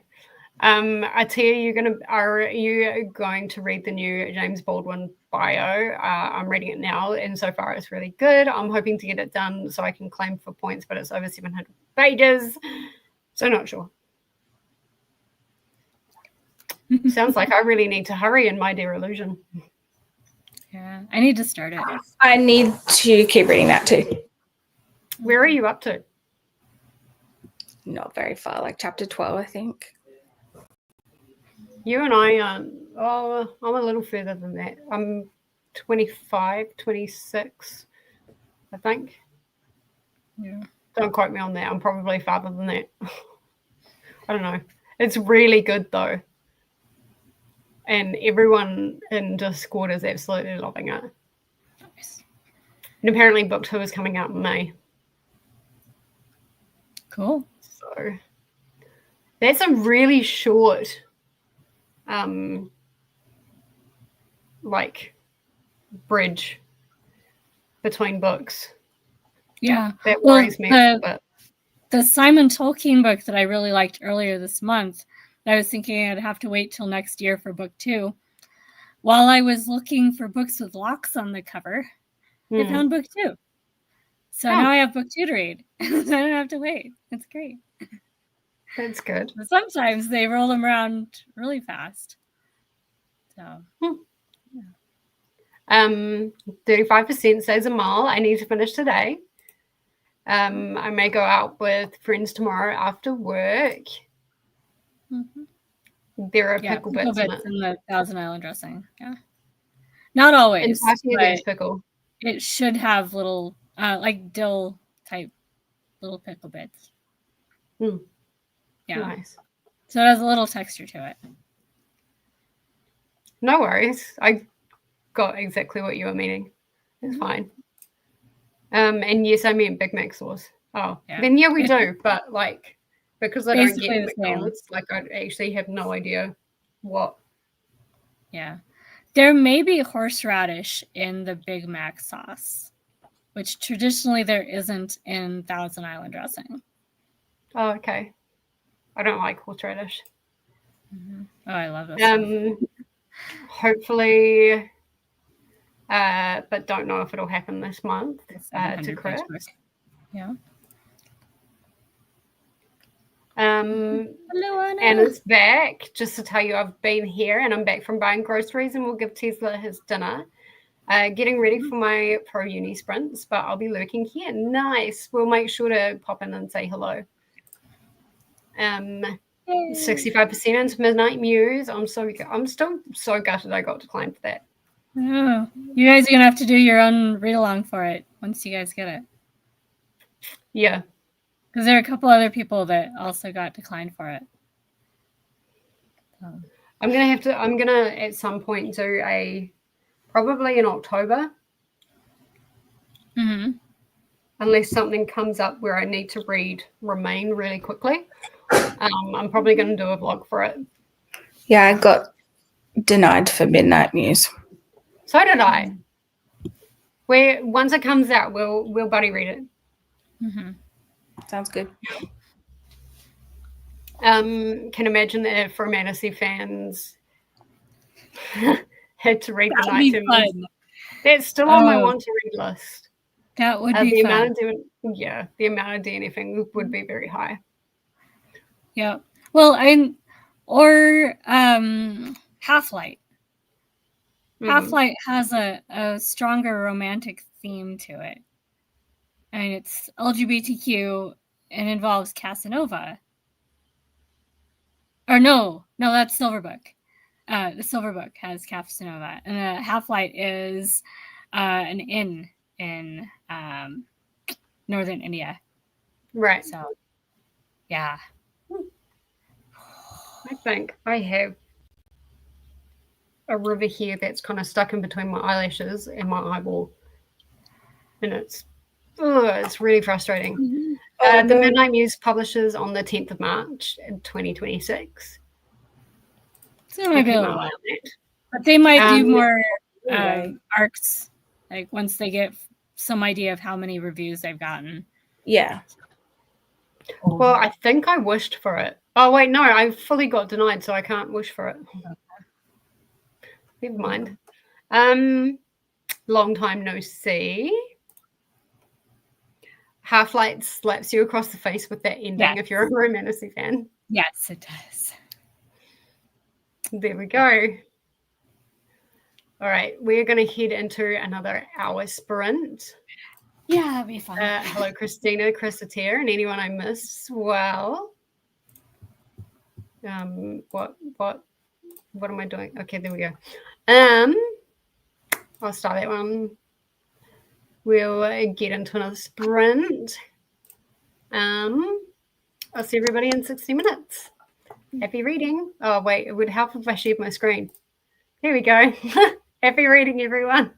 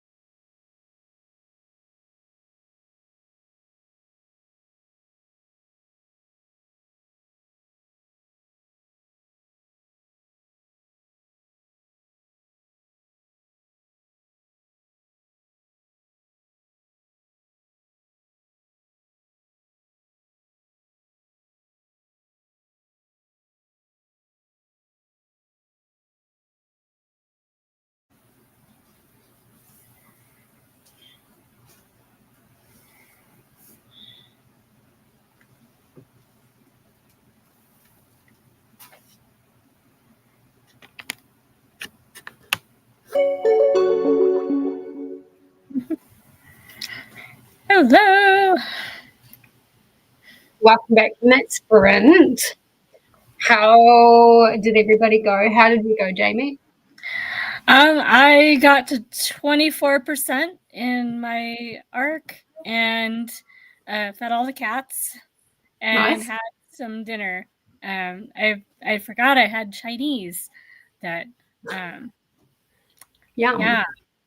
yeah. So I had it was chicken and vegetables. So chicken, broccoli, peppers, onions, and a spicy sauce and rice. That was pretty good. Yum. Yum, yum, yum. Mm-hmm. That's really yummy. I got to 50% into my book, and yeah, it's fine. I think the inspector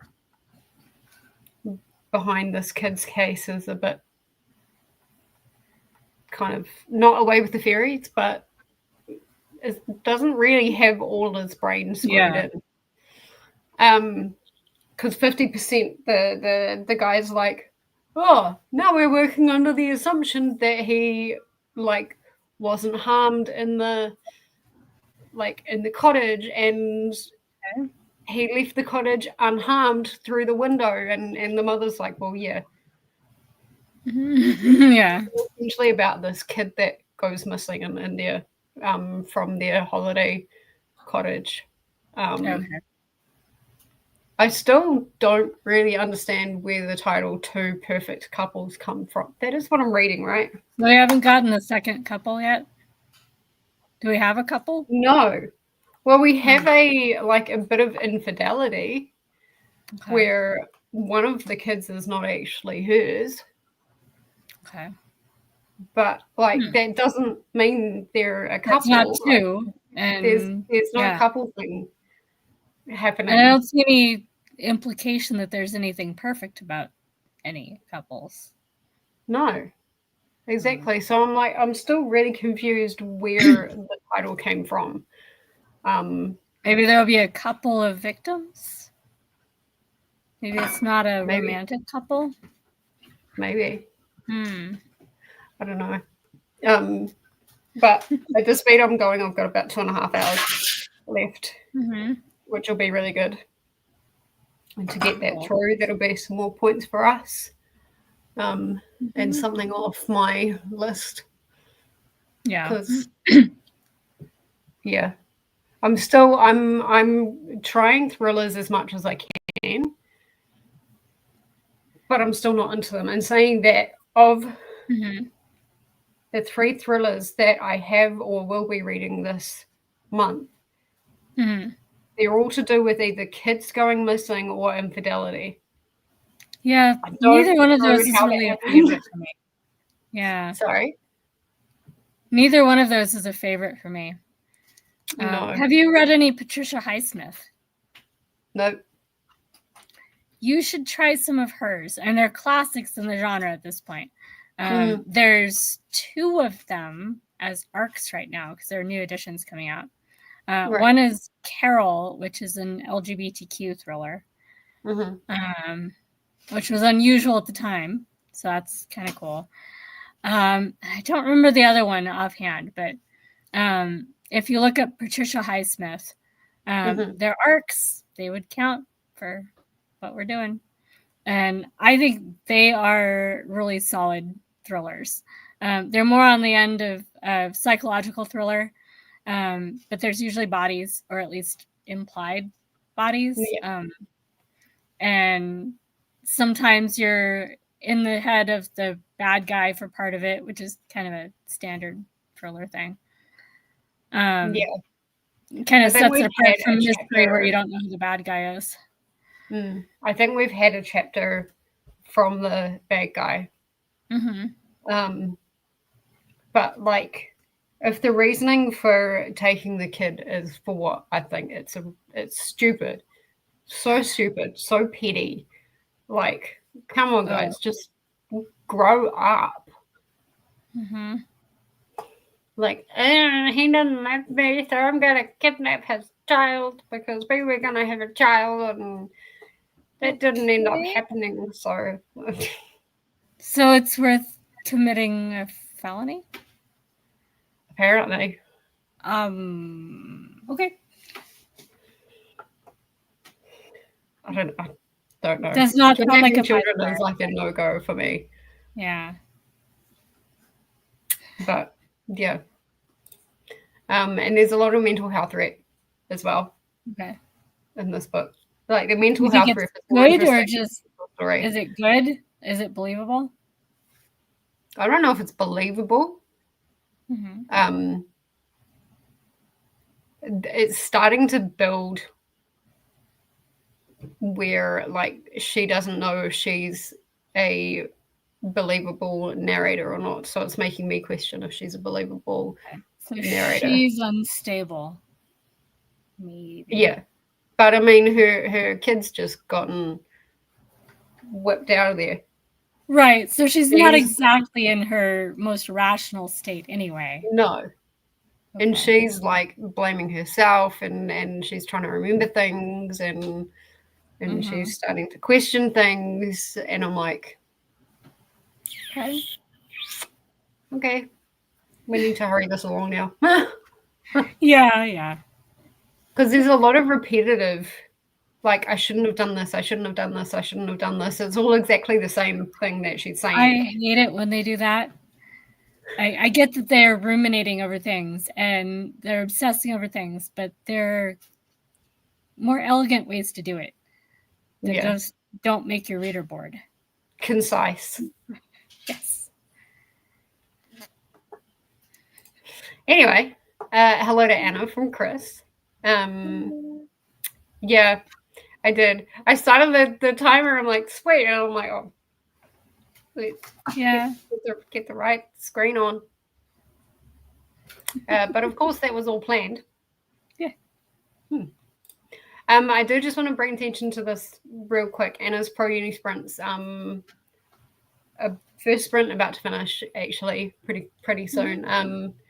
If you guys haven't, go ahead and check Anna out. She's incredible. But at the moment, she's trying to pay for her uni studies and stuff like that, and she can't at the moment. So she's created a campaign. I think you can donate internationally, and like she said on her sprints, if you donate $10 of your currency, it stretches a lot further where she is.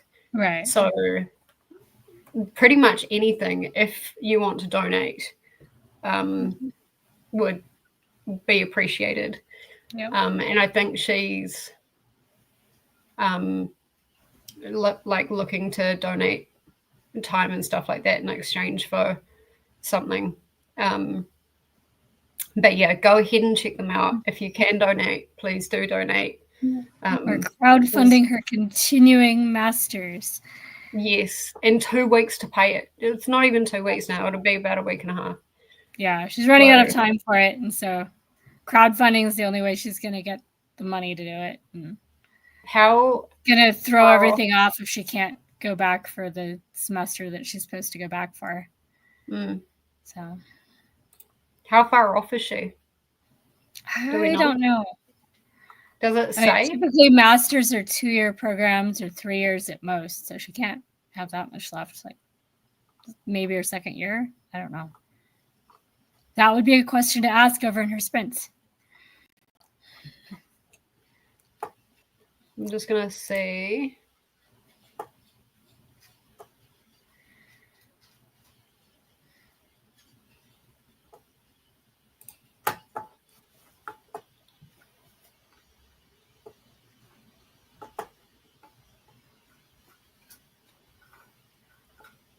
I can't read Spanish.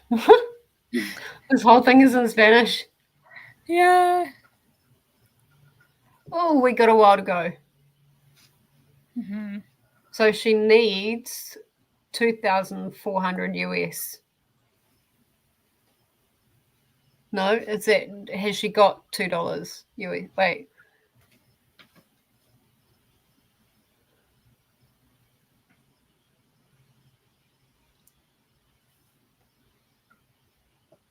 I need to raise 2,000 US to pay for the upcoming semester, due by September 4th.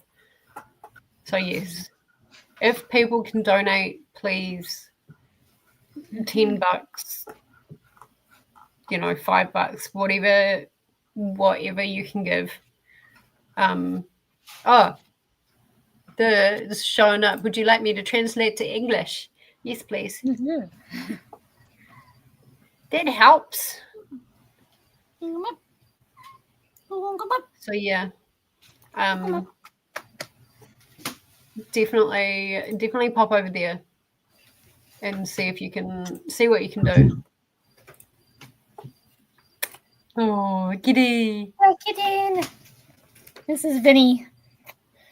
I saw your photos up on Facebook. My God, they're the cutest. But what was it, Miss Lillian? Looks so sleepy. Yeah, Kelly is the one that's got the cleft palate. And she's tiny. They're all from the same colony, so they're all cousins. But Vinny is a couple months old. He got ringworm, but see, his nose is all grown back. He looks like a properly furry kitten again. So he's almost ready to go back to the shelter and find people. He has a lot of energy. I'll be relieved when he goes to somebody else and they can keep up. How long do you normally have them for? Usually about 3 weeks. So I just keep them for that socialization window. If they're, in that window and they're experiencing the trauma of being relocated into a shelter, they don't do as well. And then they're also more vulnerable to getting sick because their immune systems aren't as established yet. Right. So just keeping them in a home for a couple extra weeks makes a huge difference in their survival rates. So that's all I do. I don't do bottle babies or adults. I really just stick to that one little age group.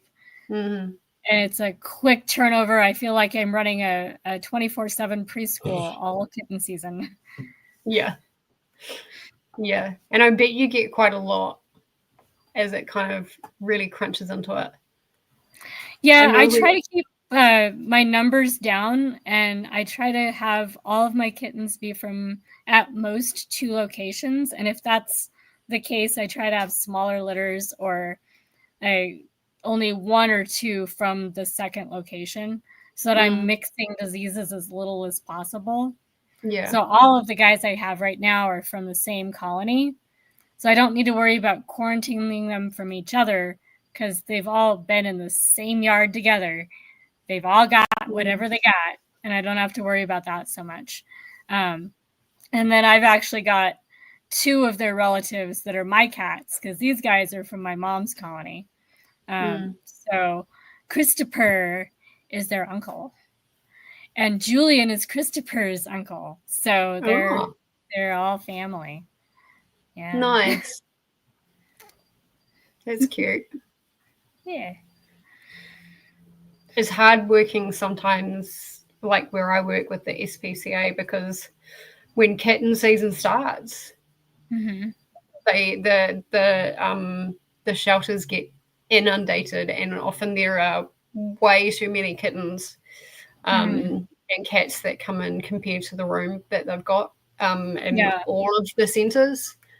And so, like, there's often a huge call out for foster families. If I ever move out there, you know what I'm going to be doing. Yeah. They will absolutely love it. You guys do TNR, where you catch them, fix them, and put them back? So if there's any wild, like, feral cats and stuff like that, like, they'll try and if anyone in the public has a trap, they can trap them, take them to the vet, and then the vet will, like, clip their ear. Ear tipped. And then they'll spay them. Okay. Or neuter them.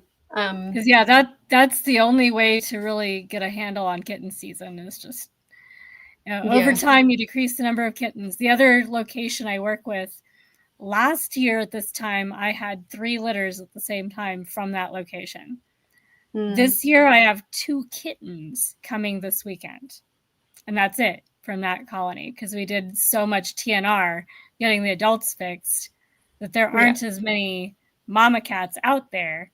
So there's still kittens, but we know who has the kittens.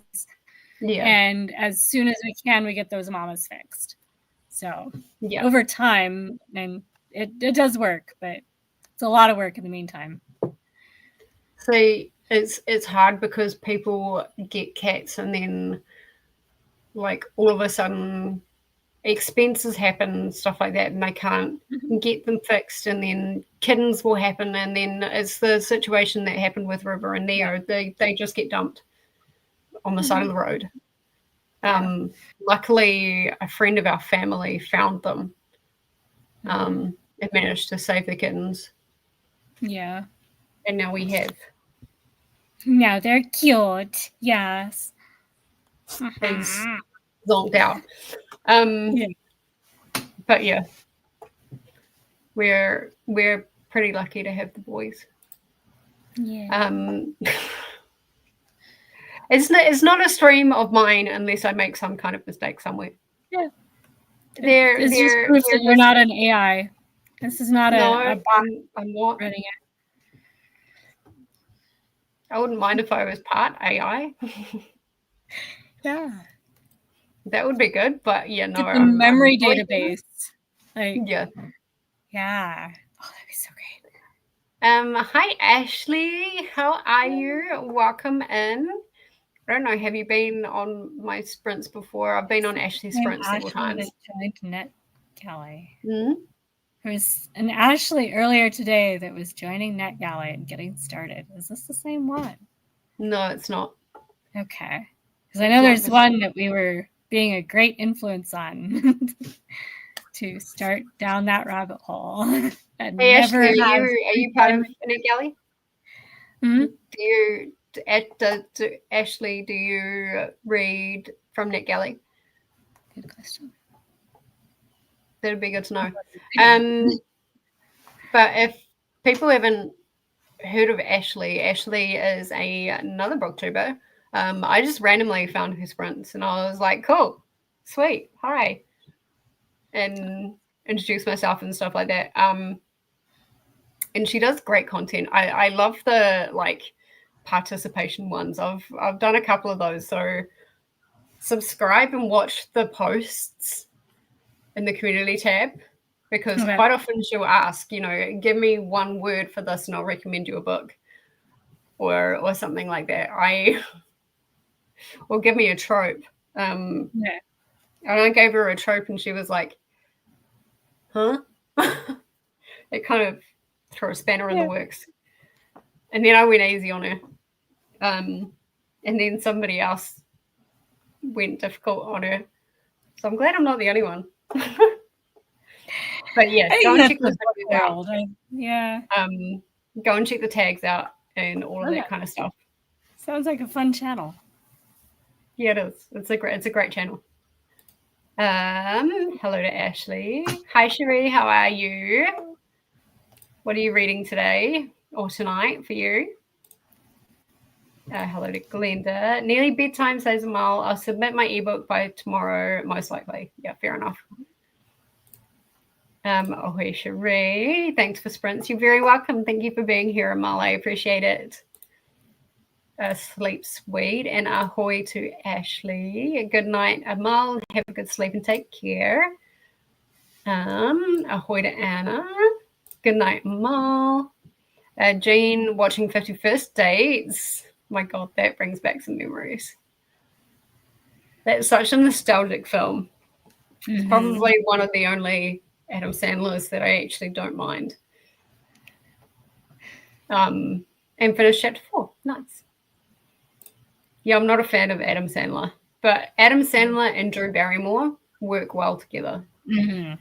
So, yeah. It got to 34% in Treasure Hunt book and 55% in Attack book. Nice.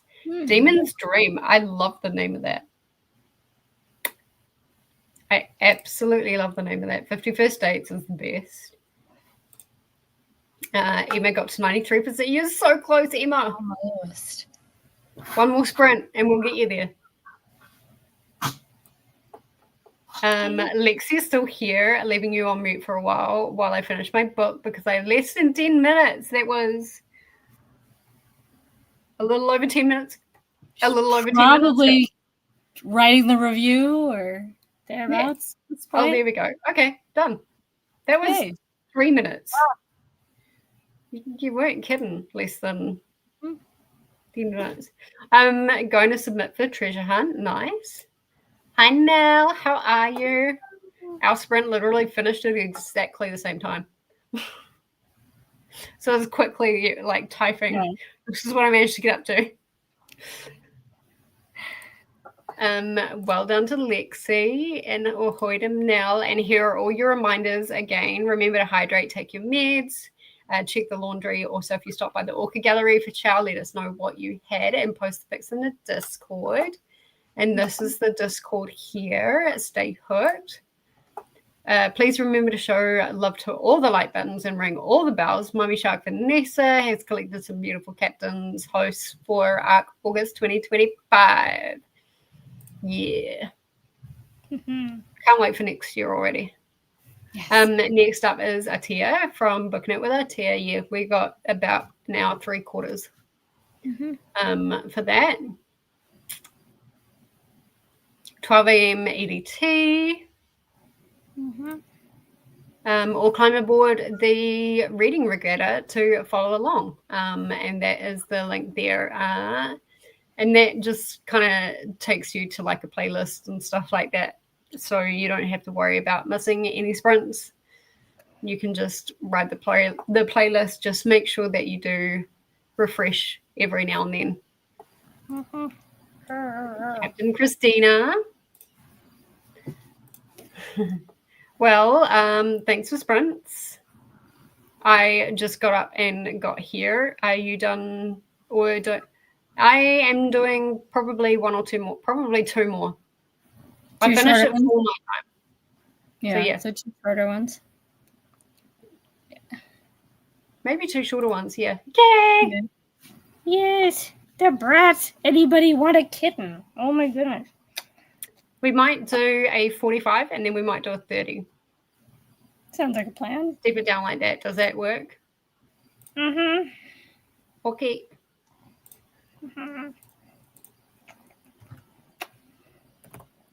Forgot that I don't have my keyboard plugged in. It doesn't help. Yes, still here for 2 more. You'll see the last sprint banner if it was the last sprint. Sounds good. Excellent.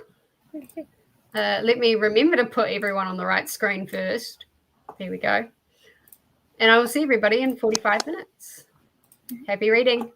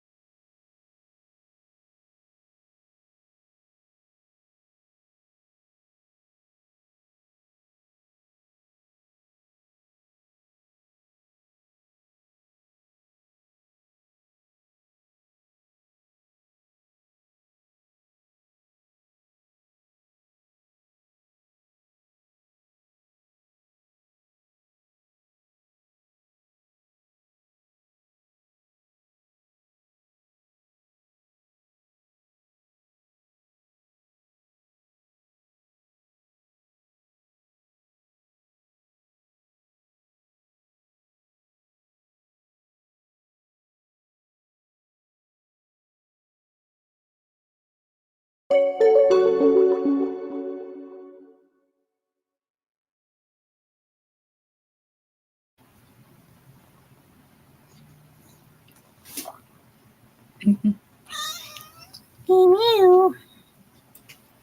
right. Whoops. Welcome back from that sprint. Hi. Hi. This is the special one. Yeah. You want to say hi again? Hi. Hang on, I'm going to make you big. Okay. How do Okay. I make you big? Right again. It's not there. Wait. There we go. Just hi. Hi. I don't know. That looks like me on that screen, huh? Yeah. Oh my goodness. Scariness. Yeah. Okay. Yep. How did that sprint go for you? Pretty good. Got to 30%. And obviously played with kittens a little bit. Nice. I got to 63%. Nice. Which is pretty good. Definitely, they're definitely leaning quite heavy on the is she an unreliable narrator, because they're leaning quite heavy now on her like depression or something like that, something that kind of makes her very confused. Okay. I don't mind it. It's like it's a 3.5. Okay. So, well, so read far I made something amazing. They still have no idea where the kid is. Okay. Like, they don't even have any thoughts as to where the kid is. So not much sense of progress yet. No. So hopefully that happens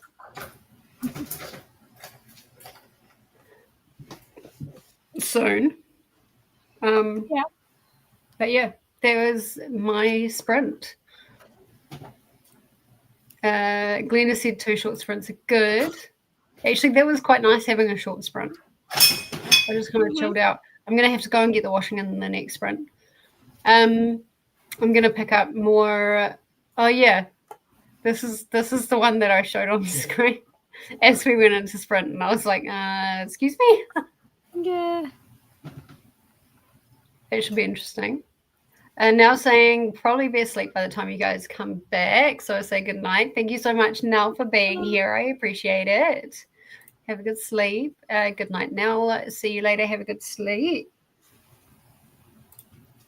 Sleep sweet to Nell. Yeah, I was like, I saw that and I'm like, I'm just going to leave that up there for a little bit. Yeah. See if I can get some reactions.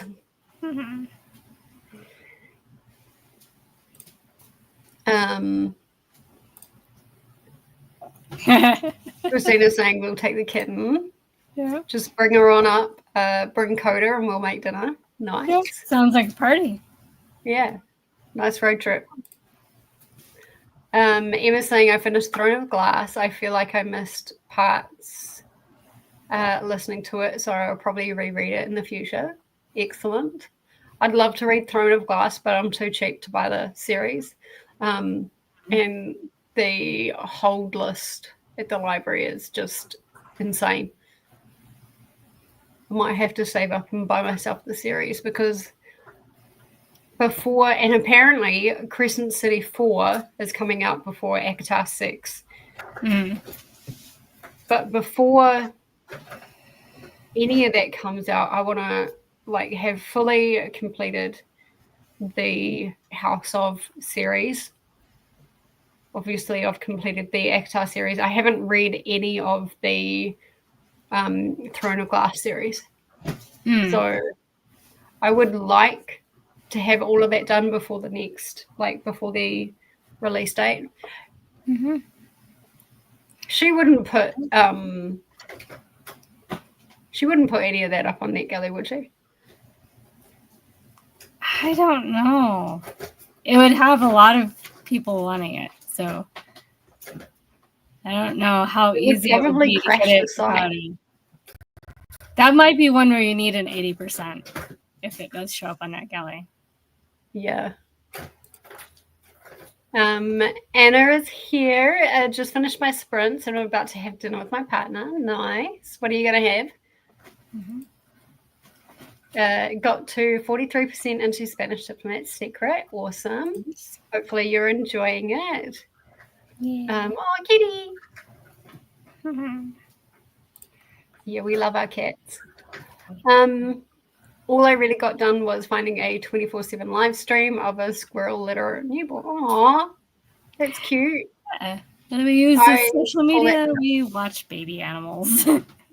Yes. I like watching the ones where someone's set up like a cat house in their backyard where it's really cold, and the cats just like come in and those are fun. And then go back to what they were doing.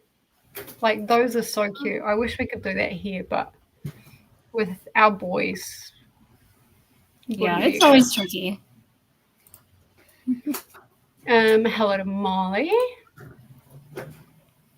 This is the Ashley, I think, that is brand new to NetGalley. Took a shower, came into bed, read about 20 pages. This one is just okay. Luckily, it's only 165 pages. Nice. I feel like I'm reading but not absorbing anything tonight. Anyone, all the time. In readathons, all the time. I probably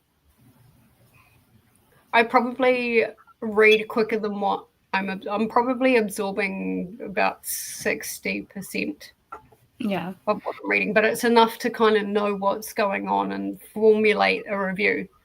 Yeah, but I give myself permission for anything that is really good to put it on a read again later list. Yeah. So I read it.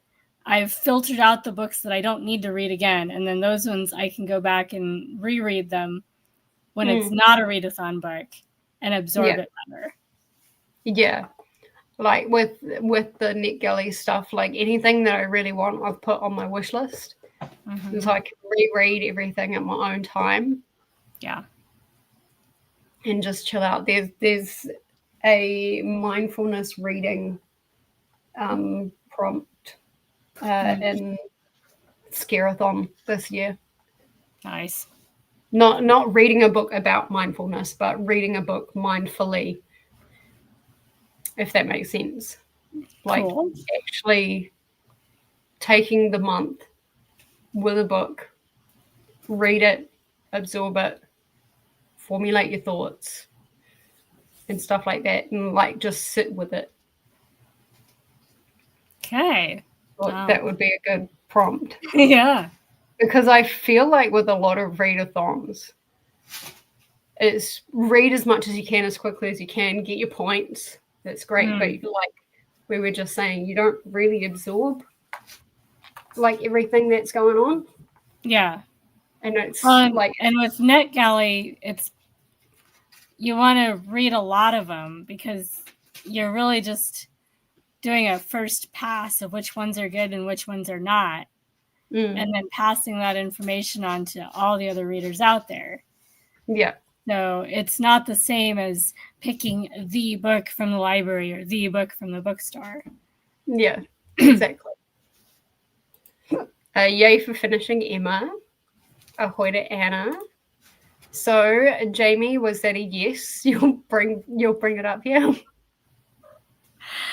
It's a long trip. I don't think as a foster mommy you can just like give away the kittens either. Well, I'm not technically a foster. So I have full custody of them until I surrender them to the shelter. Right. So if I found a home for one, I could. But I can't drive. So the logistics would be interesting. And it'd be a long trip for a kitten. Hey, Coda. Can you pick me up on the way?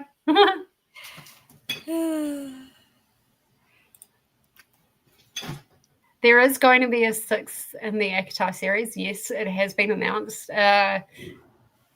There's debate whether it was like an Instagram reel or something like that, whether her notebook says 6 to 8 Mm-hmm. or like whether it's just like 6 onwards and stuff like that. Yes, the holds are extremely long, which is why I listened, but it wasn't worth it in the end. I've heard the series does get better as it goes along. I mean, that was her first series. Mm-hmm. I crack me up, but I would feed you, and you may want to get here before the snow flies. Ashley, did you watch that video? Did it help? Yes. I constantly recommend that video to people who are interested in NetGalley. That's how I feel too, Ashley. Yeah. Sometimes absorbing is not the thing in a readathon. If you want to sit and absorb what you're reading, you're not going anywhere. Mm-hmm. At least not for a competitive readathon. Yeah. That's why a lot of people have books they're reading alongside their readathon books. Yeah. Where they read, a few chapters a week. And they If just you're don't reading, expect that book to be for the readathon. Yeah. If you're reading for something like TBR Quest, right? Mm-hmm. That's non-competitive. It's read at your own pace and stuff like that, and interpret however you want. That's as easy as possible. Uh-huh. That's a good one where you can just sit and really absorb what you're reading. Mm-hmm. The Akatar series is both original audio and graphic audio on Hoopla. Yes. Graphic audio. I want to get the graphic audio for the whole series. Next time I do a reread, which I've just finished the whole series, I'm going to graphic audio it. I feel that way too, which is why I'm watching Gilmore Girls and not reading right now. Fair. Is Hoopla like Libby? Kind of, I think. Yeah. It's just another service where you can get, audiobooks, ebooks, TV shows, movies through your library. We don't get Hoopla here in New Zealand, but yeah, I think it's a library thing. It is through the libraries, Emma, but there is no wait. Well, ours do have some that are on hold, and you can put holds on them. But may have a smaller selection. I only get 4 Hoopla borrows a month, and sometimes it tells me they have reached the collective borrow limit for the day. Oh, that's weird. There's a borrow limit for the day. I've seen that error. We get 10 a month plus 10 of the flex borrows, which are a whole separate thing. So more than 20 a month, basically, for Hoopla. That's good. That's why I said to grab Coda. He has a truck. Mm-hmm. Yes, I watched the video, says Ashley. Very helpful. Thank you again. Yeah, it's amazing. It's such a good resource. Christina, I'm getting ready to start my annual rewatch of Gilmore Girls, trying to hold off until September. Why September? Is it like a spooky season thing? No idea. I've never watched it. I'm so happy it did. Yeah.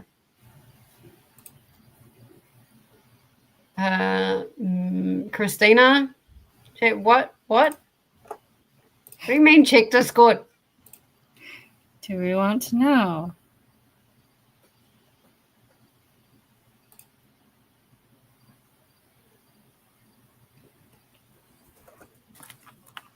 Fucking just logged me out, the pricks.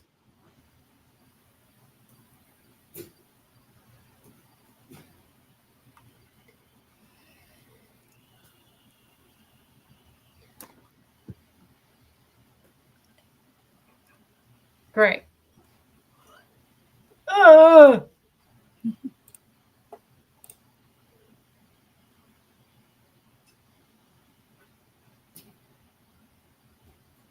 Oh, okay. It's not we might do another 45 then, if that's the case.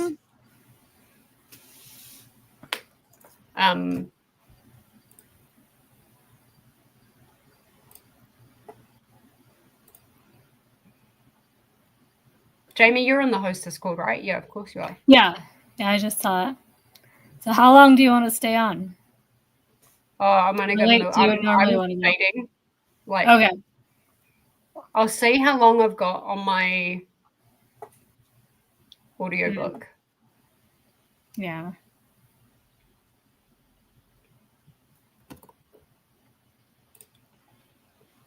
Okay, there we go. I'll see how long I've got on my audiobook.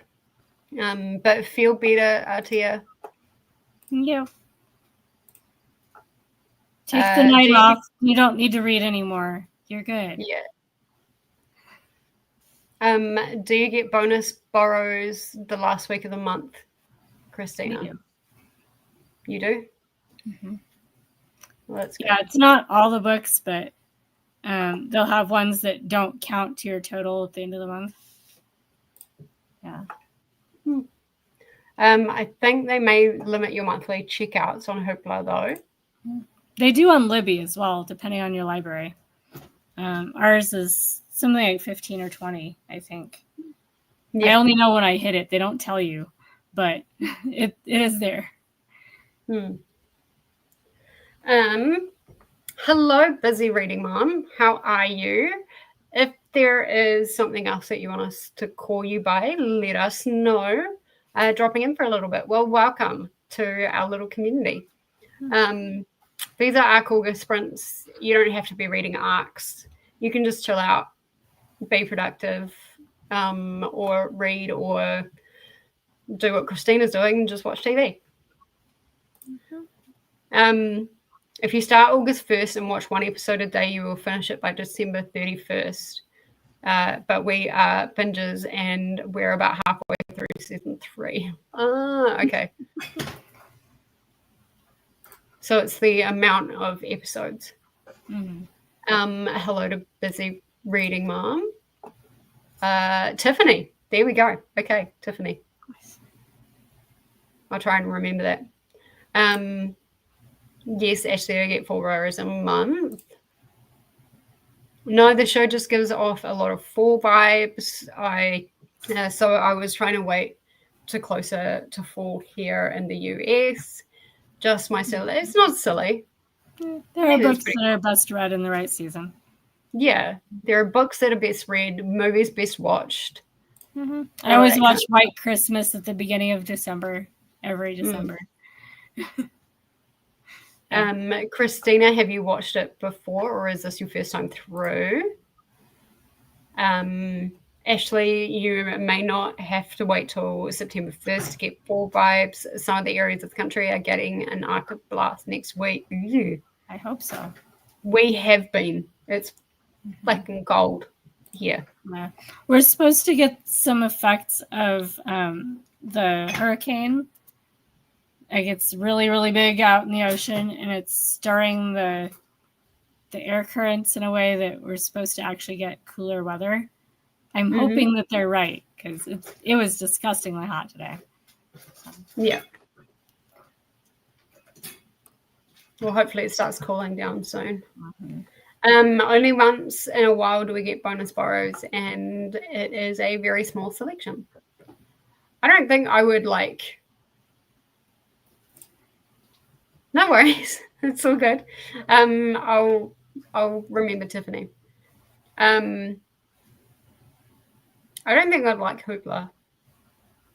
I like it.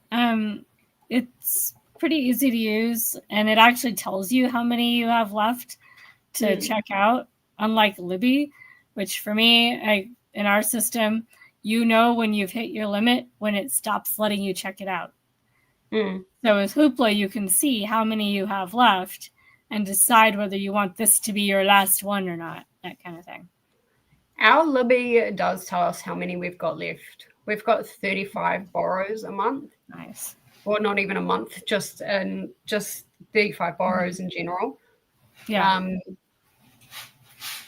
And then I think borrow box is 20. Nice. So we don't have like a monthly limit or anything like that.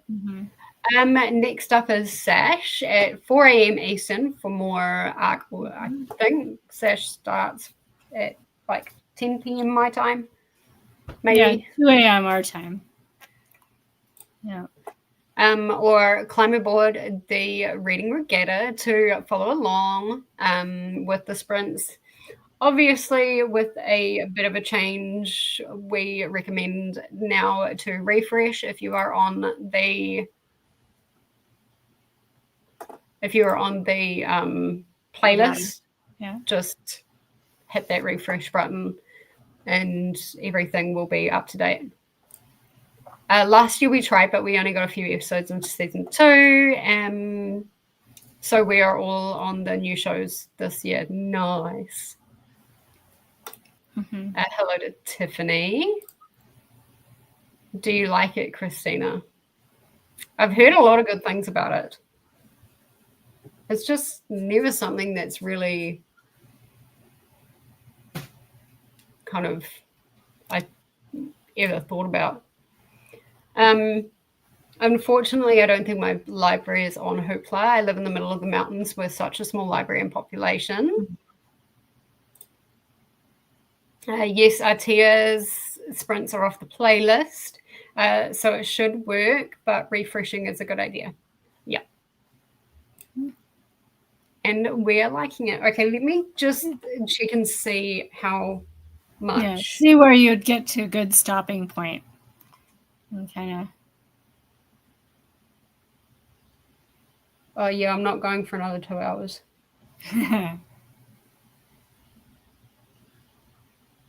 Okay, well, we might do one more 45-minute sprint and then we'll call it. Oh, nice. My comfort show is Supernatural. Mine is Dirk Gently and the Holistic Detective Agency. Okay. Yeah. Never heard of that one. Yeah, it went for 2 seasons. Oh, really? Yeah, and it's on YouTube. And anytime I need something to binge watch just to relax and de-stress, just put the playlist on and it's bizarre. Awesome. Yeah. Yes, Dean. Dean, always, always, always Dean, unless Sam is the devil and then we ship to him. Who's gonna? I'm worried about it, to be honest, but I'm gonna watch it. I'm worried because A, it's going straight to Netflix. B, it's such a big cast, and usually I find with such big names all being on the same screen, it's to make up for lack of other stuff. Yeah. So I'm actually quite worried, but I'm pretty into watching it. So yeah. There we go. I love Supernatural Dean. I have not watched the last season of Supernatural yet. There is a season 16 that is being done at the moment. So keep that in mind.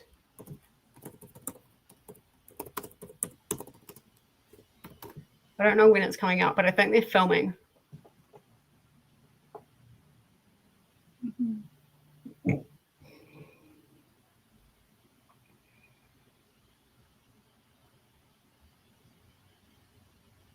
It says there's an official trailer, but I'm like, surely not.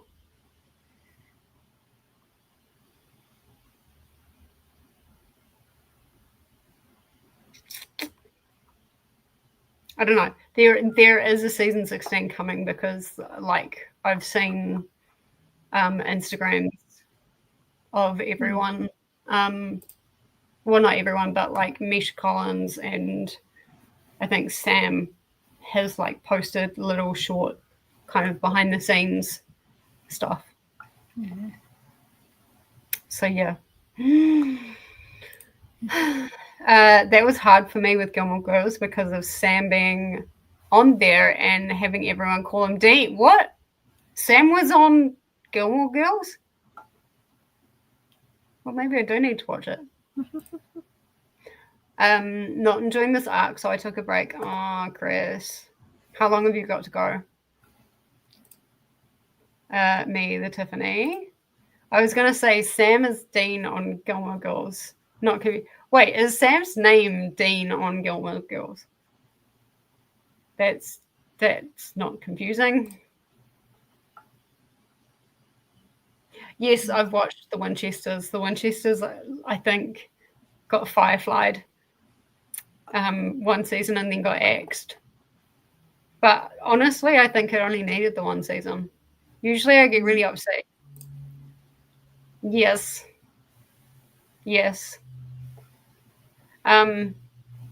Honestly, season 15 was not my favorite. Not gonna lie, because I think was either 13 or 14 ended kind of it had something to do with, I think, Jack. Ended, I think, in a nice place. And then they went on, and I'm like, no, don't do that. But they did it. And like, I'll always watch Supernatural, but Yeah. I don't feel like season 16 is needed. It's just a money grab at this point. I used to watch Supernatural religiously, and that's the reason why I started watching Gilmore Girls, because of Jared Padalecki. Yeah, that's pretty close to his name, I think. It's an interesting true story, but it's one of those books that has two timelines, and it has information that it's keeping from the reader, and it's normal. Same here. Well, I mean, it's not a true story that I'm reading. But they are, withholding information. Mm-hmm. I'm like, at least give us something to move us forward, because at the moment we're like stuck in the mud. We're not going anywhere. Yeah, you need a sense of progress in a story. Yeah. Yeah. Well, there just needs to be some kind of breadcrumb in there. Wow. Hi, Courtney. How are you? At work tonight, so we'll pop in and out. We're going to have one more sprint, but glad you could be here. Ahoy to Courtney. Yes, Sam was on Gilmore Girls. It was crazy to see Supernatural after seeing him on Gilmore Girls. I gotta say, I wasn't the biggest fan of. Yeah, no spoilers. Apart from, it ended nicely. I think it was either 13 or 14 where it ended nicely, and then they just went too far. But I will always watch Supernatural. Maybe that's why they keep making them. My favorite season of Supernatural is season 2. Nice. He's a baby. What's the season where, like, you've actually got no spoilers. You've actually got a certain character out of his box, if you will. And they're trying to figure out how to get him back in his box. I think that's season 4 and 5. Those are my favorites. He was brilliant. He's actually probably my favorite. Not probably. He is my favorite character in that whole series. If you know, you know. He's a baby on Gilmore Girls. Oh dear. He was so young. Hello to Glenda. A good chunk of this arc is just a description of houses and objects. I don't care about stuff like that. He spent 5 pages on one bloody face. 5 pages. Really? Wow. And here we have the glue. Yeah. And the little gold paint, and this is how you apply it. Maybe a tiny chip right next to that gold line right there. But it might not be a chip. It might just be a flaw in the porcelain itself. Yeah. Yeah. And that reminds me of another vase. Yes. We got to the point where the girl that plays Lexi on the Vampire Diaries is on there. She's really young. Oh. It's almost like Gilmore Girls was the American version of Our Shortland Street, like, or Home and Away for Australia, where all the newer up-and-comings would be in that for a wee while, and then they would branch off and get their own gigs and stuff like that. Oh, yeah, Christina, I forgot about that. I hate long, drawn-out descriptions of things in books. Yeah. That's the one thing I really didn't like about Lord of the Rings. I'm seriously fading. I've been awake since 3:30 this morning, and it's now 3:30 p.m. So, yeah, it's going to get to the point where I'll try and talk, and it won't sound like English. Yeah. Which might be entertaining, but not very useful. Yeah. He just keeps trauma in the past, but then goes into long descriptions of artworks and objects and houses. It's somewhat relevant, but not really. Either tell me the trauma or stop talking about it. Mm-hmm. So you like something that's concise. There we go. Oh, no. Yeah. We are in a rewatch of Supernatural right now too, but only on season 2.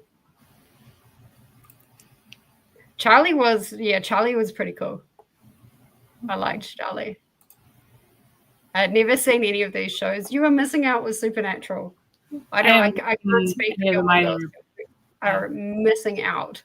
I don't have any streaming services to watch stuff with anymore. So well, H2O had 2 people from the Vampire Diaries and the originals. I can't remember for sure if this name is correct, but Garth. Yeah, Garth was pretty cute. I got a little bit annoyed with the Garth towards the end, because like there wasn't a lot of character growth when it came. There was, so maybe I was more frustrated like in the middle. There was kind of towards the end. He got a little bit of character growth, but yeah.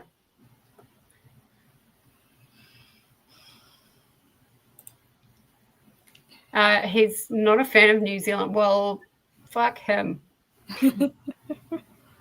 No, fair enough. Like we can be a bit hit or miss, I feel like. I avoid New Zealand as much as possible because the driving system is horrific. Totally understand that. That is actually a very valid point. We our at least in New Zealand, our traffic is atrocious. And you get a few C words being thrown at you and beeps and F words and all of that kind of stuff. Lovely. I've had that happen. I just wave, smile and wave. Oh, no. Yeah. H2O is an Australian mermaid show. They did a second one, Mako Mermaids. Okay. Like mermaids with big teeth, or Mako sharks, Mako mermaids? Not sure. Hayley, the wolf on the Vampire Diaries, and Rebecca, the original, were in the first show. Nice. Mm-hmm. I can't remember Hayley. Mm-hmm. Right. We're going to go for our last sprint. I might actually keep it as a 30-minute, if that's all right. Yeah.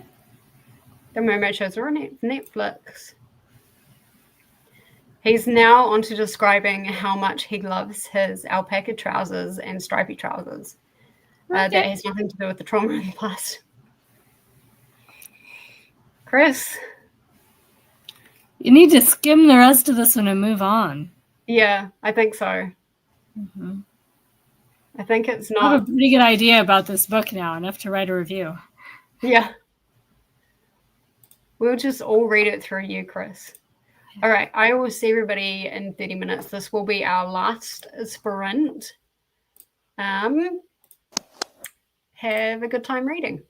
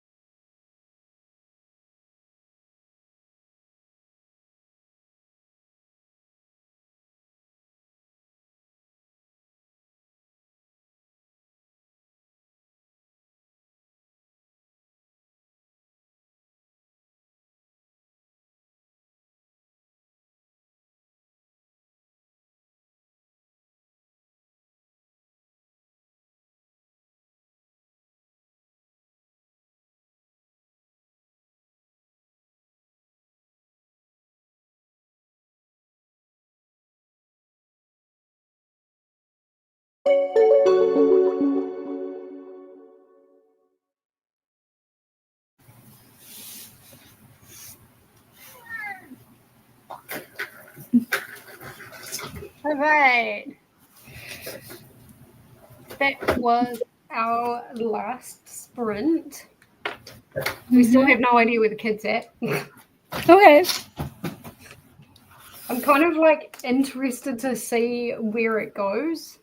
It has potential to go somewhere really cool, but they need to explain it really well. So I'm interested to see where it goes. Like, it's good enough of a thriller where it's kept me kind of like going along. It's not a drag. Okay. That's good. So that's a good thing. As far as like actually knowing what's going on and like if there's any clues or anything, like I don't know. We still have no idea who's taken. I don't know. I have one theory that's coming into my head, but I don't know. I get the feeling that it's not just that type of book where the mother's actually taken him. Yeah. So that's not a solid theory, but it's the only theory I've got right now. Maybe there's someone connected with her that's taken them. So it's not her, but it's there is somebody connected with her. Yeah. She had an affair with somebody.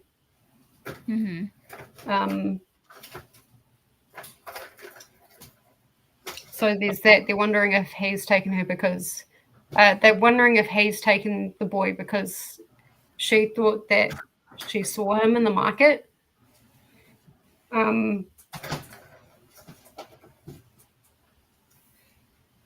I've got just a little under an hour and a half left. So yeah, that was fast.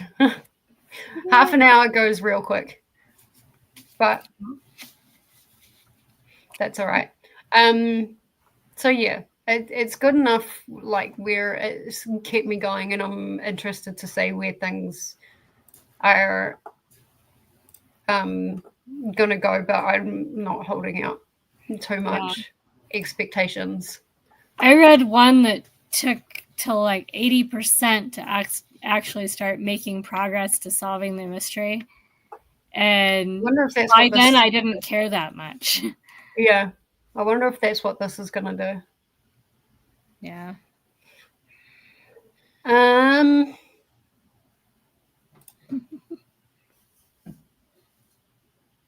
Chris is saying like poncho, not trousers. Yeah. Alpaca wouldn't be really good for trousers. It would have to be blended with something. It would be pretty scratchy, I reckon. Yeah, and it wouldn't hold up to wear unless you did it just right. Like, I wouldn't do it for trousers. No. Happy reading. Thank you. Let us know how did you do on your sprint, Jamie? I started a new book. I wanted something that wasn't on screen because I haven't read a book that wasn't on screen yet this month. And it's the 20th. Right. So I started Marshall's Law by Ben Sanders. Just random crime novel from my many stacks. I got to 34, which is pretty good for 30 minutes. So yeah. I've got a physical that I've got to read for Read the Beats today. But to be fair, pretty much all the thrillers that I've been reading fit the vibe of the song. So I could also just use one of those. Yeah. So I might end up doing that, to be fair. But I will give the physical one a go. It started off so boring. Yeah. There are better thrillers out there. Yeah. The one I'm reading has very good reviews and ratings. Like, very good. I'm pretty sure.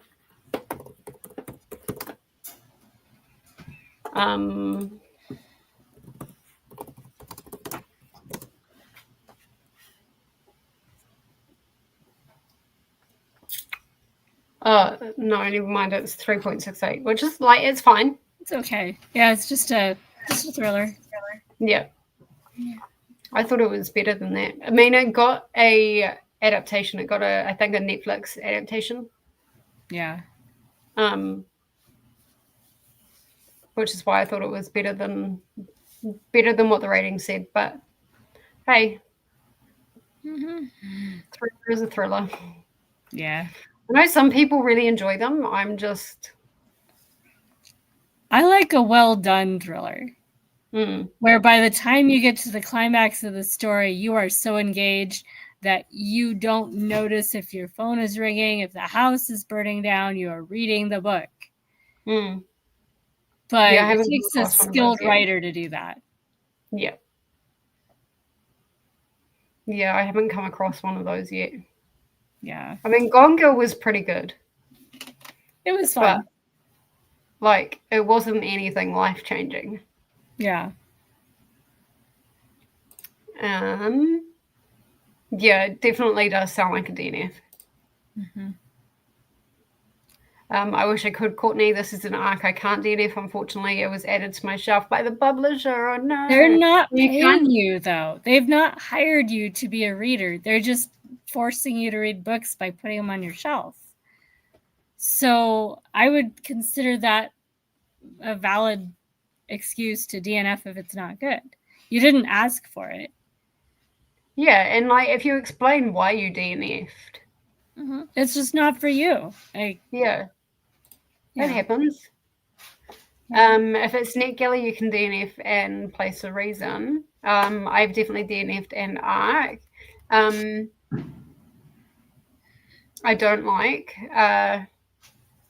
Don't like to, but have to. I don't like to, but have. See, this is where my brain and my English starts failing. Yeah, I try not to DNF arcs, but at some point you just already know what your review is going to say. Unless you want to give spoilers to say exactly what they did wrong, you're done. You've reached the point where you can write your review. You don't have anything more to benefit from reading the rest of the book.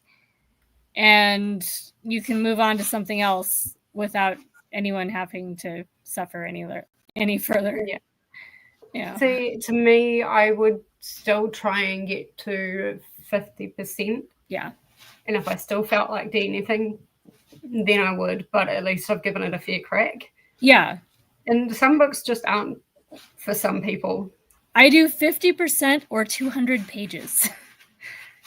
And the only DNF I've done this year that was an arc, I did 250 pages. Yeah. And it was still terrible. Like, I'm not doing this anymore. It was almost a 900-page arc. Like, there's no way I'm going to do this any further. Yeah, no. Yeah. You don't need to get to 50% for that one. No. Thanks for hosting today. Have a fabulous rest of your day. Thank you, Christina. I appreciate it. And yeah, that was definitely fast.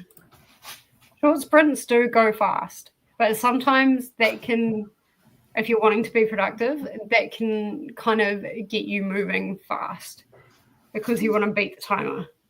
Yeah. At least that's how I feel sometimes. I don't normally do short sprints, but yeah. Yeah, they're good every once in a while. Yeah. Thanks for hosting, says Chris. You're welcome. And Tiffany, you're very welcome. Thank you for being here. I appreciate it.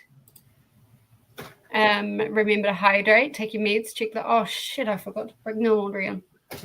Whoops. No, I've got one load of now. The dryer. Yeah. Also, if you stop by the Orca Gallery for chow, let us know what you had in the Discord. Glenda got to 75%. 78%. Yeah. Yeah, it's the end of the year sprints. I can tell. 88%. Yeah. Close enough. Getting closer to finishing and submitting it for a team prompt. Nice. This is the Discord. Please remember to show some love to all the like buttons and ring all the bells. There are some amazing hosts and co-hosts throughout our August. So yeah, definitely make sure you go over and support Everyone should be linked in the description. Yeah. Next up is Sash at 4 a.m. Eastern. Or climb aboard the sprint playlist. You're very welcome. I will be in Nicole's sprints tomorrow because we're gonna all do our yeah, and I might join you guys on screen. If I'm gonna read it with you guys, I might as well. So yeah, it could be fun. I have an idea of what the trigger is based on trigger warnings. On some of the NetGalley reviews, it's interesting that 2 of the reviews got details wrong. Interesting. Maybe they didn't quite read it. Or if they waited too long to write the review after they finished it. Yeah, well, that's a point. Some of those that people take months to actually write the review, like the ones that Coda is going I've done to that a couple of times. And my reviews get very basic. Yeah. The longer it takes for me to actually review them. I could see getting details wrong if you don't review it for quite a while after you've read the arc. Yeah. Have a good day or evening, everyone. Absolutely. I try never to DNF, especially if the publisher added a book to my shelf without my asking, because then I almost always get auto approved after that. So like they punish you for the DNF. I've been auto approved, but I've never had anything been like. Yeah. Nothing has showed up on my list that I didn't ask or put there. I've never had anything added straight to my No. But then again, my percentage hasn't been as high as Chris's for a very long time. So maybe that's just an experience of NetGalley that you don't get when you're always below 50%. Well, I mean, I'm not. Oh, a widow's charm. That sounds interesting. I'm not below 50%. Yeah, so you might eventually start getting this experience of arcs that just show up. I get emails from people inviting me to read arcs. So I'm at that stage now where I'll get emails where it's not generally available, but if I click on it, I can, get it as if I'd requested it. Right. So I've had a few that way. I've had someone like reach out to me and be like, "You look like you enjoy this type of book based on like your profile and what you've read," and like it wasn't going to be through NetGalley. It was going to be just like he'd send me the file, and I'm like, based on the description.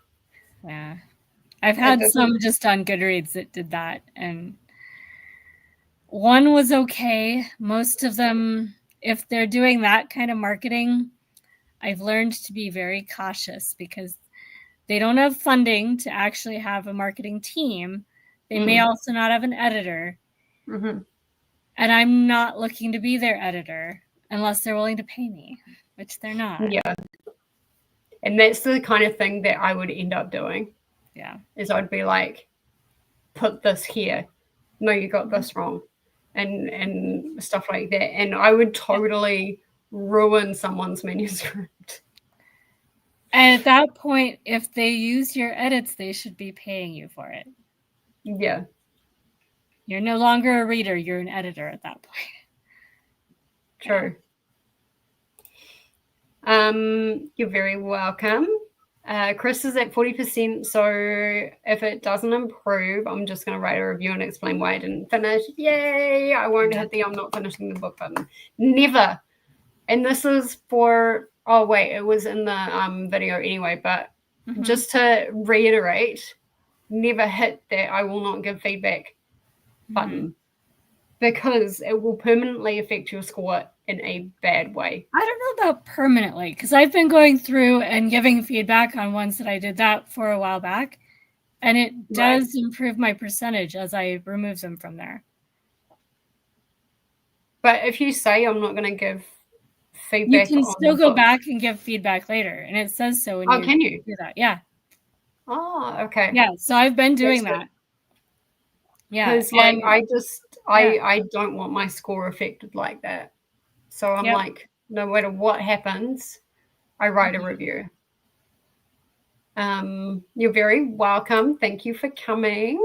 And thank you, Jamie, for keeping me company as well. And Kiani for the little bit that she was on as well. She got an appointment.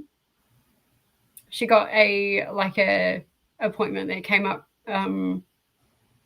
like that she could take straight away. So Sounds it's like, good. if you get appointments, you run. You don't walk.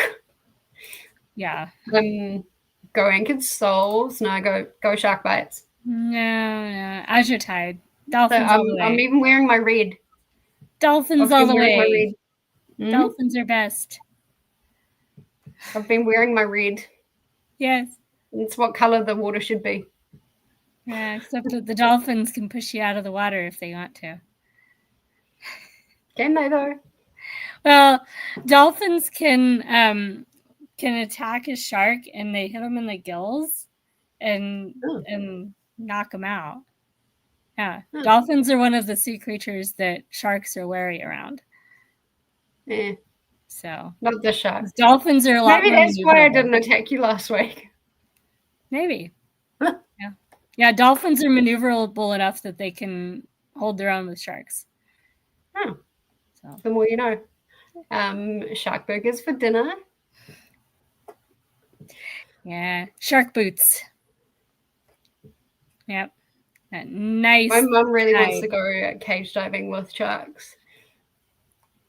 And like, unfortunately, around when her birthday is when it's like freezing in the water, and they don't run it. Yeah. So it could be a through the summer type activity that she goes and does. But there's a couple of places where you can just go, with like the cage and the net and stuff like that. Yeah, she really wants to do the cage thing. But see, I would come out on the boat and I would just stay on the boat. Yeah. Nice and I safe. like the research vessels where they have the ROV that goes down. That's a robot on a string, basically, and you just watch the pictures that it sends up. So then you stay on the boat safely, watching the big screens while the robot's doing the things down there with the shark. I mean, I would like to do the cage diving, but I think I'd enjoy it more if I stayed on the boat. Yeah. I'm having so much fun with this one. I had fun with all of the read. I think because this is my first competitive readathon that I'm co-hosting. Yeah. I'm like, give me more. Yeah, this is my first time being one of the chaos team leaders. It's fun. Yeah, it is. Yeah. And we all get along with each other so well. So oh yeah. yeah, it's great. Anything you want to promote, say before we head off? No, if anybody has any tag videos that they've come across that look cool that they think I should do. I've been trying to look for tag videos I haven't done that I might want to do because I want to do a tag video, but I haven't found the right tag yet. Leslie just tagged me in one called Halfway to Halloween. Okay. Is it bookish or is it lifestyle? I'm not sure. I haven't watched it yet. I'm looking for bookish. So if anyone has suggestions, just let me know. Obviously, I'm in every sprint that I'm home and online for. So, yeah. Alrighty. You guys all know about my Salem slot read long. I don't have a Read the Beats coming out this week. I've still got 2 books to read for that. Yeah. Possibly 1, depending on if I decide to use. And were you going to send me a message, Jess? You said something earlier. It'll be early next year. Okay. I think I've got someone for November. Okay. But if that doesn't pan out, I'll send you a message earlier. But it'll always be at least 2 or 3 weeks. Okay. Cool. before the start of the month, because we need to get videos to each other and stuff like that. But yeah, it'll probably be early next year. Wait,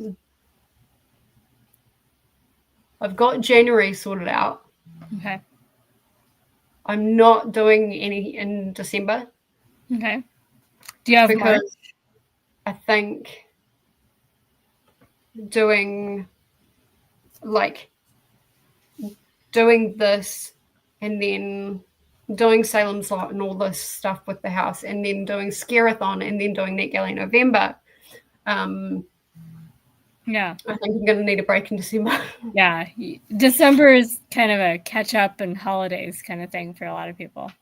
Yeah. And of course, all those wrap up videos that we start tallying up everything we read and figuring out our favorites. See, I tend to and all that hermit stuff. in December. I tend to go a bit quiet. Yeah. But I might do a book a day in December. ooh, I highlight my favorites by doing a book a day, just little mini reviews for the month. Because that's pretty easy. I can talk about books easy. So yeah, I'm thinking about doing that. But if you wanted to do March for Read the Beats with me, that would be my birthday month. So I'll send you a Marilyn Monroe happy birthday as one of them. All right. I don't know who. Okay, hang on. Let me just really quickly put this in. March.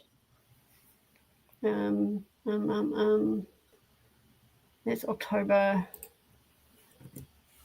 November, December,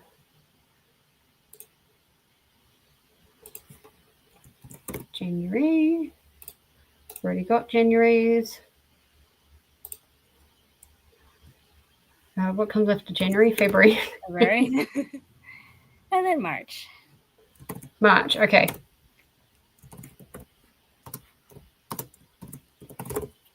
Perfect. Excellent.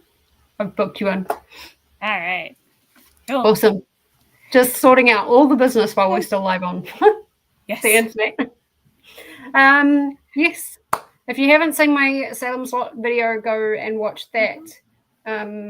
Also, make sure you subscribe to all of my buddy people who are going to be reading it with me. Join Scareathon. I've been working. I got everything done that I needed to do. I at least got the big graphics done. Yeah. I've got some badges that I have to. I don't know how to create badges, but I'll figure it out. Yeah, and Coda might know. Yeah, actually, that's Mel might know. Thinking who Vanessa does readathons that involve elaborate stuff. Yeah. Obviously, Vanessa. Yeah. Okay. I might reach out to Vanessa. Yeah, we've got friends that do this. Leandra. True. Yeah. Margaret. Also, all of them of Leandra, badges and things like that. So make sure that you guys watch out for Leandra. I don't. It's close enough to September. Make sure you check out Leandra's announcement for her game that's coming in October. That'll be coming in early September. Yeah. I always like doing her events. They're always so friendly. They are always so friendly. They're cute. I will be. Spoiler alert. I may or may not be featuring somewhere in there. So yes. Cool. I will see everybody on Nicole's stream tomorrow. Yes. And then I'll see everybody else next week. I'll probably hop into chat and Sasha's. So. Yeah. Bye, everybody. Bye.